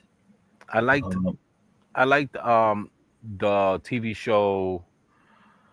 What was it? You'll Never Guess My Secret Identity. Remember that? No. He goes, "You'll never guess my secret identity." Remember yes, he was in this. No. This is one of those comedy type style of superheroes. Yes. I do remember that. Yes. Yeah. That was the fact. I'm sorry, I was thinking Steve Martin when you were telling me that, and I forgot about the last question. Yeah. I also liked the Kick-Ass. Kick-Ass was a fun comedy superhero stuff. The one that what's this guy from the Wayne brothers did? Blank Man. Oh, Blank Man, yeah. Yeah. What was that other one with all the kids that they all have? I wasn't a fan of Blank Man though. Right. Wasn't there one that what's his name did too? Martin Lawrence. Didn't he do a superhero comedy movie? I just can't think of it. I thought he did. I might be mistaken. No, because see, because there's certain movies that they did that were kind of like superheroish, but it wasn't. Like the one where he experiments with some drugs and he becomes like a superhero. Forgot it. I'm gonna jump ahead to the yeah. What is it called? Something. It was the name of the powers that he got from these drugs that they gave him. I forgot. When you say powers from a drug, all I think about is that the newer show, but he wasn't a superhero, but the one where he takes the drug and he becomes smart. He knows everything. In the school, right? I don't know if it was. No, I don't think there was any school involved. It was a guy gave it to him. Someone came to him and gave him this thing, and he became like all knowing, but he also became like addicted to it. Like he had to keep taking it. Yeah. Because after it wore off, he wouldn't retain any of what he knew when he was on the drug. So he'd become not stupid, but he'd become normal again. And the one I'm talking about is where he takes the drugs and it heightens all his senses. Yes. Senseless. There you go. That's the name of it. Senseless. Yeah. That's it. And he becomes addicted to the drug because he becomes smarter. He can sense all the senses heighten. Yeah. Didn't they So have? I want to address this. I enjoy nice, relaxing humor of Get Smart. I hope they reboot. So I like the Get Smart humor, but I want them to stop rebooting. I want them to be able to go back to the old humor and create something new with that writing technique. Right. It was Robert Townsend that did Meteor Man. That was good too. Okay, yes, Meteor Man. You're right. When you write, you're right. All right, there's a few more here that she put in. You're right. You're right. My best. I'm going back to this one real quick. The best Steve Martin performance that I can remember that I like is the new series he's doing. Murders Only in the Building. Did you ever see that? No, I thought you was so going to say Roxanne. It's Steve Martin. It's Steve Martin, Martin Short, and what's her name? The one that the Spanish girl that used to date Justin Bieber. Oh shit! Like back when he first became anything. Ariana Grande? No. The other singer. Oh shit! Spanish one. Oh god, I can't think of her name. Anyway, shit, you got me. Anyway, she's in the movie with Steve Martin and Martin Short, and the three of them live in this building. So they all banged her? No. No, it's one of those buildings with people with money live there because it's a very expensive and exclusive, and murders just keep happening in the building. And they decided to do a podcast called Only Murders in the Building. And I think it's on its 4th season right now, or it's going to be on its 4th season. It's a good show. It's funny. His character is great. He's like an old washed up actor that's still getting some roles and stuff, but he still thinks who he is. Mm-hmm. Man, I need to get back to my Fire Stick, bro, because I'm not trying to pay for that damn Netflix and all that shit, bro. I don't give a crap. Yeah, but you should figure out where you can see that show, and that show it's pretty funny. I like it. Martin Short's great, dude. I don't know, man. I was kind of like wanting to see the what is that? The Stranger Things, and then people shit. They messed it up for me, man. Yeah, I'm hearing too much about how it's. I'm hearing about how it's too woke and political now. Ah, man, which sucks because I liked all the ones before. Right, man. Even the bad one was all right. You know what I'm saying? The one that nobody liked, you could still remember it because you remember the way the stupid girl looked. Yeah. The makeup on that girl looked stupid, yo. Akers is asking, name 3 actors, directors, or performers that perturb you, make you not want to watch the movie. Okay, so I cannot watch. Oh God, what's his name? Spike Lee. Anything Spike Lee touches, I can't watch. What was it? That because he perturbs me. I don't care how good his movie is. I will not. And in the same sense, Cat Stevens, I find him to be a good comedian. I will not watch or see any of his movies anymore. And if I can help it, but it just seems like every movie has him in it. Pedro Pascal. So those are my 3: Pedro Pascal, fucking Spike Lee, and Cat Stevens. And I'm just going to simply state that Cat Stevens and Spike Lee, because they're so racist. Yeah, but that's what they're known for. No, they're so racist. Nah, but when it became cool to be racist, like in that direction, when it became cool in like the last 10 years, they stepped it up a notch, and it's like, okay. But, Quentin Tarantino was doing that as well, because that was the thing.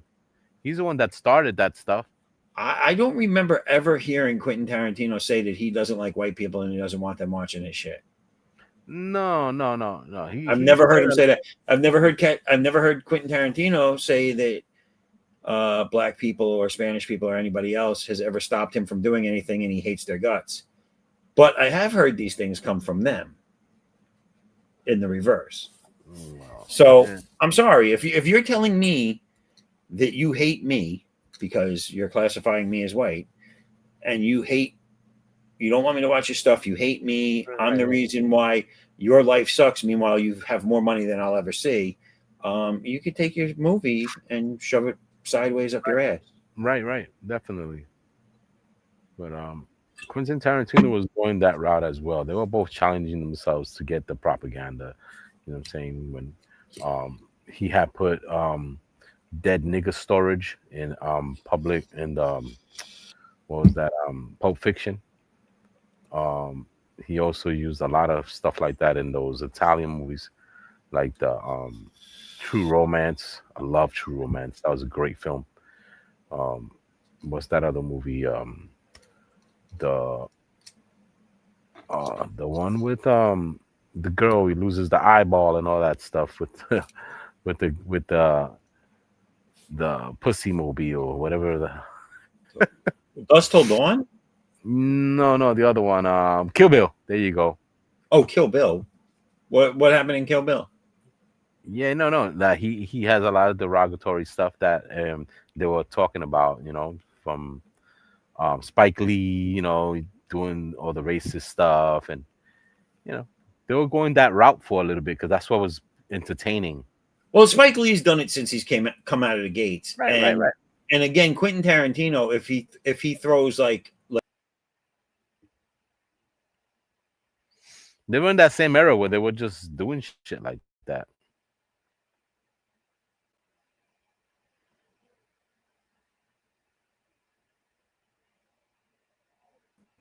Yeah, that's right. I kicked myself out. Can you hear me? Oh, there you go. I kicked myself out. Oh. You're out of here. Shut up. I don't want to hear you. I don't want to hear myself. You're out of here. No, but like there is a difference. Like the DNS that you talked about, because I won't say it. That's something in the movie. That's not him. No. Yeah, true. I understand. Telling people that how he feels about them. You know what I'm saying? And Spike Lee came out of the gates telling people how he felt about them. And same thing with Cat Stevens. And then when society deemed, like I said, within the last 10 years, deemed that it was okay for them to do that because screw the white man, they stepped it up, like they doubled down on it, like they went harder at it. And that's fine. I just will never consume your product again. That's that. There is within our laws and our rights and our freedoms, there are consequences for what you say and do, and for people that make their money off of people watching and buying their stuff, that's one of them. So when you tell me that your stuff is not for me, or that you, as the person creating it, hate me, then you can take your stuff and suck on it. Mm-hmm. I don't even. And that's it. So if one were to learn from the other, then maybe they should have done what Quentin Tarantino did, which is throw things into the movie and not come out of your face hole with your opinion. There's the right and wrong way to get your backhanded fucking insult across. You know who else did that? Michael Jordan. Who? Michael Jordan also did that with his sneakers and stuff like that. And so did another clothing company that was like, oh, I don't want for us by us. Yeah, remember that? which was all about it was made by black people for black people, and that's for us by us was FUBU. Right. So, that was another. But that's the right way to do it. Mm-hmm. I'm not saying it's right to do it, but that's the right way to do it because you're not coming out of your pie hole saying screw the white man or screw the black man. There are etiquettes to being a douchebag. There really are. There's the right way to do it that's accepted by everybody, and there's the wrong way. Wrong way. Lauryn Hill saying white people don't buy my stuff. Wrong way. Just throwing that out there. Wrong way to do it. Especially since she obviously wasn't looking at the figures and realizing that most of the sales for her and her group were from white people. They're like, oh man. How come all of a sudden we went from gold to nothing? Oh, because you just pissed off 2/3 of the people buying your stuff. Idiot. I mean, look at some of these people that when Trump won the first time and they said, oh, if he wins, we're going to leave the country. Oh, screw him. Oh, this, that, and the other thing. I don't see too many of them making movies or TV shows anymore. Nope. Because no one's buying them. No one's consuming it because you decided to cut off at least 50% of your clientele. Eminem had disappeared for a little while, came back. He was coming back strong. He came out and told everybody, if you vote for Trump or you like Trump, don't fucking listen to my music. And I don't know. I'm sorry. Where is he? Where did he go? Oh, that's right. He had to take a bit part in an Adam Sandler movie lately. Wow, he did it to himself. I'm sorry. I mean, I'm just sorry, dude. Like, it is what it is. Like, if you're going to put the gun in your mouth and pull the trigger, don't expect your brains not to get on the wall. Like, how about just shut up and stop giving your opinion? In my opinion, none of them are educated enough to give me their opinion. Right. Most of them were homeschooled. I mean, no, don't get me wrong. There are a lot out there that went to professor level with their education, but by and far, a lot of these entertainers and athletes and all that stuff got a high school education, and anything else was taught by tutor on sets in between takes. So don't come out on your platform. Everybody likes to say, I have a platform, so I need to use it. No, your platform is make a fucking movie. Your platform is win a fucking game. Your platform is sing a song. Shut the hell up about politics. Shut the hell up about religion. Just stay in your lane and shut the hell up. That's what I told him. He was like, nah, Tex, I'm not fucking with that, though. And I was like, man, I'm sorry, bro. I'm sorry, man. That's what you got to do. He was like, nah, I'm not feeling that. I'm not feeling that, yo. I'm sorry. I've been drinking and I rant a lot. And you could just tell me to shut up. I'm not feeling that, yo. I'm not feeling that. Yeah, niggas is high in.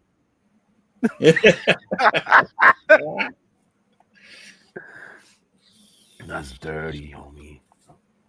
Wait a minute.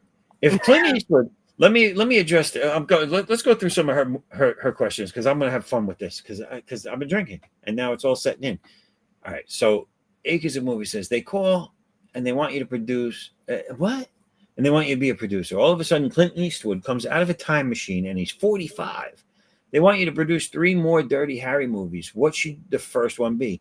First off, I stop him right there and I'm like, do you all not realize that Clint Eastwood just came out of a goddamn time machine and now he's 45 years old? Why aren't we making a movie about that? That's my answer there. Oh. Now, this question, should WB Netflix make a Goodfellas prequel? Why am I letting WB Netflix touch Goodfellas? Oh, my God. No, Goodfellas needs to be put in a case, sealed off, and left alone because without what's his name? I can't think of his name. Well, what's his name? It's not Goodfellas. Joe Pesci. No, not Pesci. The other guy. Cocaine Bear guy, the guy that died. Oh my God, yeah. I can't think of his name. Yeah. I make fun of his name a lot. Not today. I just can't think of it. Yeah. Anyway, without him, it's not Goodfellas. I meant more based on their acting. Oh, that's what? Ray Liotta. Ray Liotta. Oh, Ray Liotta. Yes, Ray Liotta. Without Ray Liotta, it's not Goodfellas. I'm not sure what this, because I missed it. So I missed what we were talking about when you said this. So I'm sorry about that, because I can't answer that. Quentin is being mean to Matthew Lillard, and Quentin is being mean to other actors too. Okay. Is he being mean to them, or is he saying that I can't stand you because of what you are? Cher says, let's make an action movie. What is the major? I thought that said septic. What is the major set piece you want a storyboard first? The one where she raids a fortress, or the one where she hides inside a silo as a power center explodes?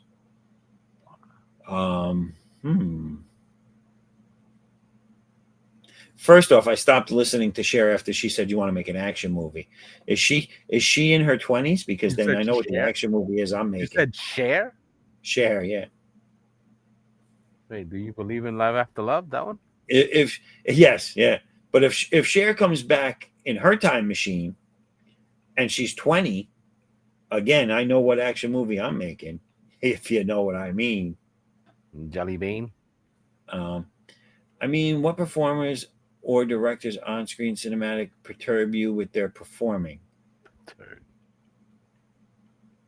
All of them.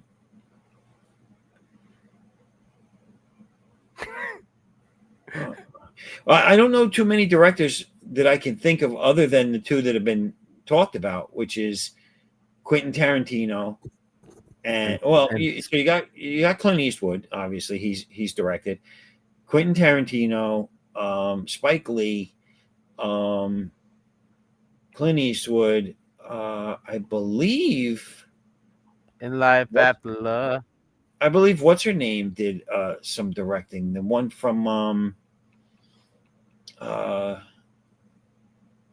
what was it? Save the Last Dance. I can't think of her name. Julia Stiles. I think she did some directing. I think what's her name from Star Wars did some directing. From the prequels, Natalie Portman. I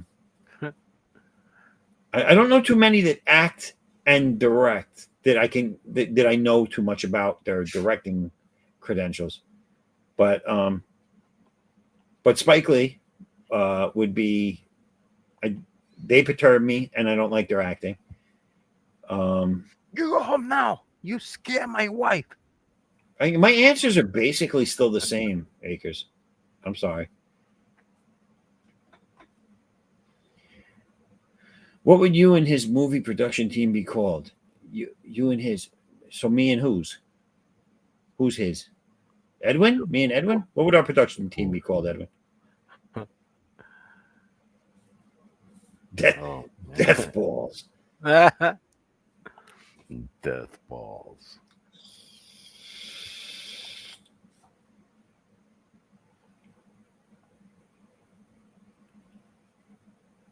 I don't even remember this part. They were in her hair. Did I miss that? I don't like when he screams and his eyes are black. And I didn't like the part where she's on the train or the bus or whatever it was, and all of a sudden the fucking scary lady's face just fucking flashes in the window. Yeah, not cool. Not cool. Quentin says he doesn't like Paul Dano and Owen Wilson and Matthew Lillard for their acting. He should mind his own business. Well, yeah, but again, it's his opinion. He's entitled to it. Nobody has to agree with it. Now, if he said something derogatory about them because of who they are, like their heritage or whatever, or because he just hates people with broken noses, or you know what I'm saying? Like if he was just being combative, if he was attacking who they are and not giving his opinion about he doesn't like them and their ability for acting or anything like that, it is what it is. You know what I'm saying? He's entitled to that opinion because he's not starting a war with that. He's not trying to inflame tensions. He's not trying to get rid of half of his clientele by doing it. There's a difference between saying things about these three specific individuals and then saying something about somebody's entire culture, race, heritage, whatever. There's a big difference between those two things. So that's my only point to this. Do I agree with this? No, I like Owen Wilson. Matthew Lillard sounds familiar. I don't know. I can't picture who that is. Paul Dano, the name doesn't spark anything, but I might have seen movies or shows with him in it. Yeah, sounds familiar. Cher gets in a time machine and she's 35. I think when she was 35, I'd still hit that too. So I'd still do the same action movies. Again, like Cher does Dallas or something like that. You know what I'm saying? Shit. There goes Johnny Cher Carson again, comes back to taking life right over now. He's balls 30. again. Johnny Carson should take over all the Tonight shows if he comes back. I'm just throwing that out there. I'd like a cross-country USA. With your host, Johnny Carson. With your host. What does this mean? I'd like a cross-country USA video game movie adaptation. Is there a game called Cross Country USA? Because if there is, I don't know what that is. But since listen, hey, because you in the movie business, you got connections. Come on, make that happen.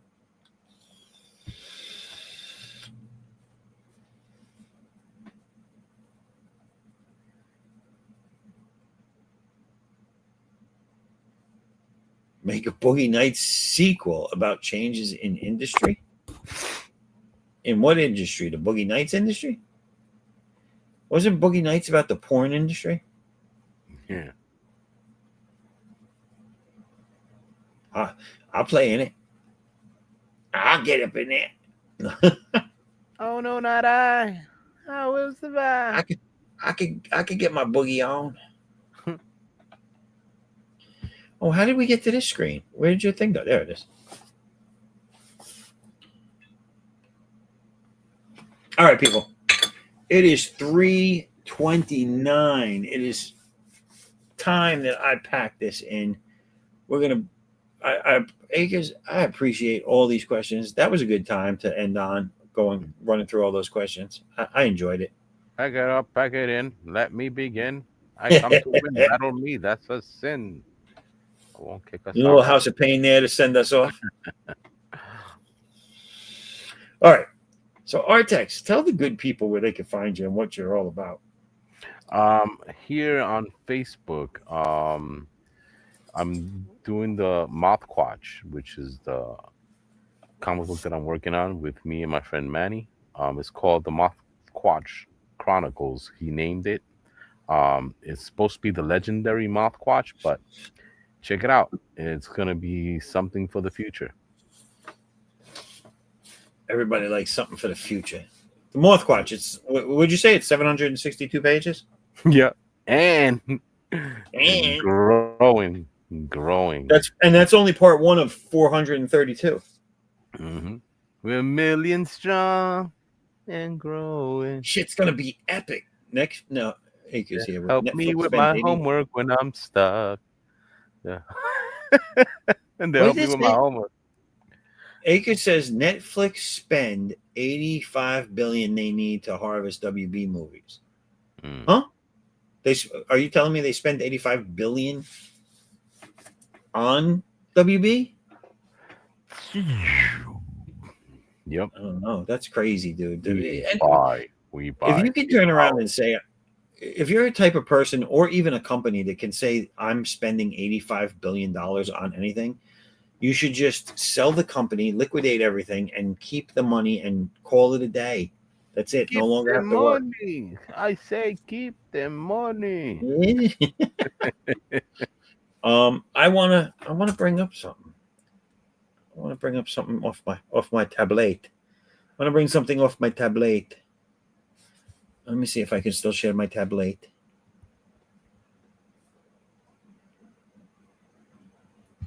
Can I? Bueller. There it is. Can I? All right. So I'm going to share this with you people. This is what I've been working on digitally,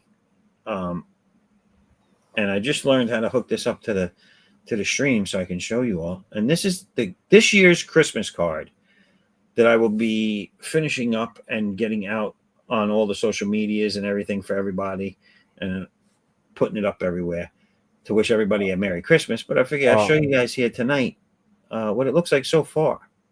Oh, are you showing it? Oh, I don't see it. I tried now. Oh, okay. That is fine. Oh, look at that, man. That's my man Addix with two of his helpers, his elves. Little mistletoe. So that's fur. That's the fur from the around his neck. Yeah, look at that. Fluffy. Very and fluffy. around his head. And around their boobs too. Yeah. And he's sitting on his Santa throne. Mm. And if you can tell, she's grabbing Santa's sack. Mm. Sack of toys, you perverts out there. And like, then I heard about that death balls guy. Yeah. And there's a little Christmas tree in the back and all the packages all around. And look, Addix is displaying his package right there.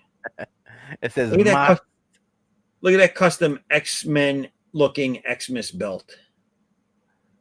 What says on his belt? What letters are there on his belt? It's the X in the background, and then it says MAS for Xmas. Oh, okay. No, I thought the other things on the sides were letters as well. No, it looked like it says mass musical, massic something. No, I say no. We have no money. Master. It looks like it says master. See that's subliminal messaging. Subliminal messaging. Is IO master. I see what you're saying. IOMASO. Yeah, I'm an asshole. I am an asshole. I'm an asshole. That's it. Merry asshole Christmas. So that's going to be my Christmas card, everybody. So I just figured I'd share that with you. I am an asshole. Asshole. Asshole. Oh. I like the robot though. The robot's coming out cool.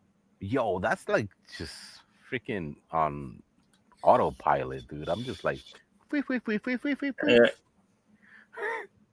his face, dude. That's crazy. I am robot face, man. Robot face. I'm robot face, man. Straight and to the point. What do I have here? This is the page that I've been working on all night, everybody, and I think it's coming out good. If you were here for the first stream, this was a blank piece of paper, and I roughed in the panels based off of my thumbnails, which are right here. That's the page right there, page 9. Put up them dukes. So you can see I changed it. I changed some aspects of it. He did the half hay from the fonts. But he's like, you mother bitch. He's pointing. He's like, you son of a bitch. And this guy's like, this guy right here. He's like, mother. He told his children not to look his way. He told them. They don't listen. These fucking kids don't listen. And he started screaming at him, mother. Oh. So for everybody that's still with us, if you're still with us, I'm going to run through my spiel. My name is Christian Zaffo. I am the owner, creator, writer, artist, you name it. I do it for the C.O.U. universe, which is my comic universe. If you go right here on the screen, foresight11.com, that's my website for everything C.O.U. And if you scroll down to the bottom of the first page, you can subscribe to the website for free. If you subscribe for free and you back any future campaign from that point on, and you back a physical tier, you will be entitled to get an exclusive, which I run with every campaign for subscribers. Also, on my website, there is a character about page, so you can read about some of the characters in my universe. There's also a breakdown of what my universe is all about and what you can expect to see there. And any active campaigns would be posted there. I have a Fund My Comic Second Chance campaign right now for Addicts Unbound Fury 2. The link is on my website. Go there, click the link, and go back that bad boy. Time has not run out yet, but as soon as I go to print, I will be taking that down. So you can also get anything you've missed there too. There's a catch-up tier, digital and physical. What else do I have to say? Also, all my social media links are there. So go to all my social media links, like, subscribe, share, whatever you can do based on the one you went to. You know what I'm saying? All right. I appreciate all of you, and I thank everybody in the chat for being here. Acres of Movies, thank you for all the questions. It was good. It gave us how many people was on? What, like 3 people? No. How many views? How many views? The first one, last time I looked, had 6. Oh, wait, I can't leave. Maybe, oh, look. What'd she say? She goes, you and Edwin should do this show from a restaurant in broadcast and do art there. That'd be cool, but I think they'd kick us out of the damn restaurant. And then she says, maybe you and Edwin can meet up for a drink. All right. Oh, thank you. I feel like you're trying to get me to go on a date with Edwin. I don't know. It's a little weird. Little weird. But I did want to share one other thing. Guys, you should go get a drink. Would you like to get a coffee with me there, buddy? Like, no. I know where these coffees go. No. Yeah. I know what coffee means. Oh, wait, where the fuck did it go? Oh, I gotta go back. We had enough of the city. That's why I came over here upstate. All right, so remember that movie I was telling you about with the Indian guy that does crazy shit? Robot. Right. Yeah. That he's just. All right, so I found the name of the movie and I found the actor, so you could, the character, so you could see what I'm talking about. Maybe it'll spark a memory if you've seen it. Here we go. Ready, set, go.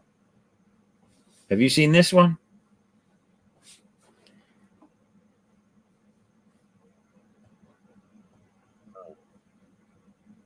So this is the character. You see him? Look at him. He's like a Matrix dude. It's in like a domed. This is the actual scene I remember seeing. It's in a domed soccer arena, and like people are just getting mowed down and killed in the audience and stuff. And he's fighting something. I forget what he's fighting, but he can multiply himself. He can reproduce guns like this. It's crazy what he can do. And I think the title. Look at the title. Rajing Returns. As the robot. I guess that's his name. It's more fun. And the robot, she's got a sequel to Antherian, which came out in 2010. Have you seen Kung Fury? I've heard of it. I don't think I ever saw it. Oh, you are missing, man. You have to watch this. It's called Kung Fury. What you need to do first is watch the music video, Kung Fury, that has David Hasselhoff as the singer. The boy does his thing on the vocals. I think this is called 2.0. Sorry, I think it's just simply called 2.0, this movie. And okay, he did a short film called Kung Fury that goes with it. But don't watch the Kung Fury movie first. Watch the video first so you can get into what's it about. You know what I mean? And then watch the movie. It's free on YouTube if you want to watch it. It has the 80s overtones mixed with today's story. So the villain is Hitler. And it's a Back to the Future, forward, backwards type story. This guy gets bit by a cobra, and he gets these powers. And he's a detective superhero guy. and it has the Knight Rider feel to it. You should check it out. It's called Kung Oh, Fu. really? All right. Yes, I'm surprised you have never seen it. Check it out. He's dead. No, He, send me message me the name so I don't forget. awesome. Yes, check it out, man. It's Check it fun out. to watch. It's a fun watcher. It's not long. It has Zeus in it. It has Barbariana, which is my favorite character. From that, and it has a style to it, man. I don't know. Have you seen that other one called Borg? Manborg. Have you seen Manborg? No, no. Oh my God, Manborg is another funny styled, style like that. The one you just showed me, just like that Indian You guy. gotta see this though, dude. It's like I said, it's fucking. There's something that sucks you in to watch it, but it left me with like a disturbing feel in the background. You know what I'm saying? Right. Like I don't know what it was. I think maybe it's just the actor is creepy looking to me. I don't know, but fucking both Edwin movies he mentioned are good. So you get the stamp of approval there. Yeah. Edwin has good ones. Damn fellas, go to bed. Oh, that's Vic. Vic, we're still up, man. Vic, we're still up. We are. We already did our shameless plugs for the evening before we cut out of here. We're getting ready to cut out of here. But thanks for joining at the beginning and coming in at the end. Yeah, he just slept the whole night, right? I think we were there when he went to bed and back when he woke up. Manborg. Yeah. Who's that? Jack? It's funny and it's cool at the same time. If Jack Nicholson gets in a time machine and is 50, what should he do? He should go back to fucking the people that made the first Batman and tell them to smarten up. No, I don't know what he should do, man. I don't know. Go to a place where beer is good. That's what I do. Yo, the song is called "True Survivor" from David Hasselhoff. You know that he's a rock star as well somewhere in Germany. Oh, yeah. Yeah, he sings, man. He got. Did you ever see the? Hold on, I'm yawning. Yeah, it's at that point where I'm yawning. It's time to go. But did you ever see the social media posts of him drunk on the floor in his house? Yeah. Oh my God, hysterical. That was brief. That was so brief. I thought it was gonna go on like, oh, he's gonna get into some shit. Fucking guy, David Hasselhoff, man. I got the Knight Rider DVD pack with all the episodes. Stacy, I don't know what movie Jack should play at 50. Jack Nicholson. Ugh. That's too much. Now you're asking questions that require too much thought. Didn't he recently play one of those Exorcist movies? No, Jack Nicholson, did he? Yeah, I think he did one of those possession movies. Oh, I don't know. Yeah, I didn't see it if he did. Yeah, I think he plays. Yeah. Oh no! That was Al Pacino. He was playing some sort of priest of some whack ass movie. Didn't work out too well. I can't believe we did the second half of this show for almost 4 hours now. I vaguely remember like 2 minutes ago, it felt like, where I was like, all right, we still got another 2 to 3 hours we could do. Yeah. All right, I got to get out of here. Let's definitely. Yep. Let's end this thing. Okay, we'll do one more question from Akers. Can you draw a team-up comic of Rin Tin Tin, Beethoven, and Benji and Lassie and all them? Can I? Probably. Will I? No. So, and there you have it. On that note, thank you all for being here. Thank you, Vic, for being here at both ends of your day. Akers, thanks for coming in and giving us some good questions. Edwin, she wants you to draw some of the dogs and you draw the others. She wants us to split the dogs. You don't throw the baby out with the bathwater. You know what I'm saying? All right. On that note, everybody, have a lovely evening. Have a great morning. Kiss your dog. Kiss your dog and feed your baby or something like that. All right. Later, everybody. Change.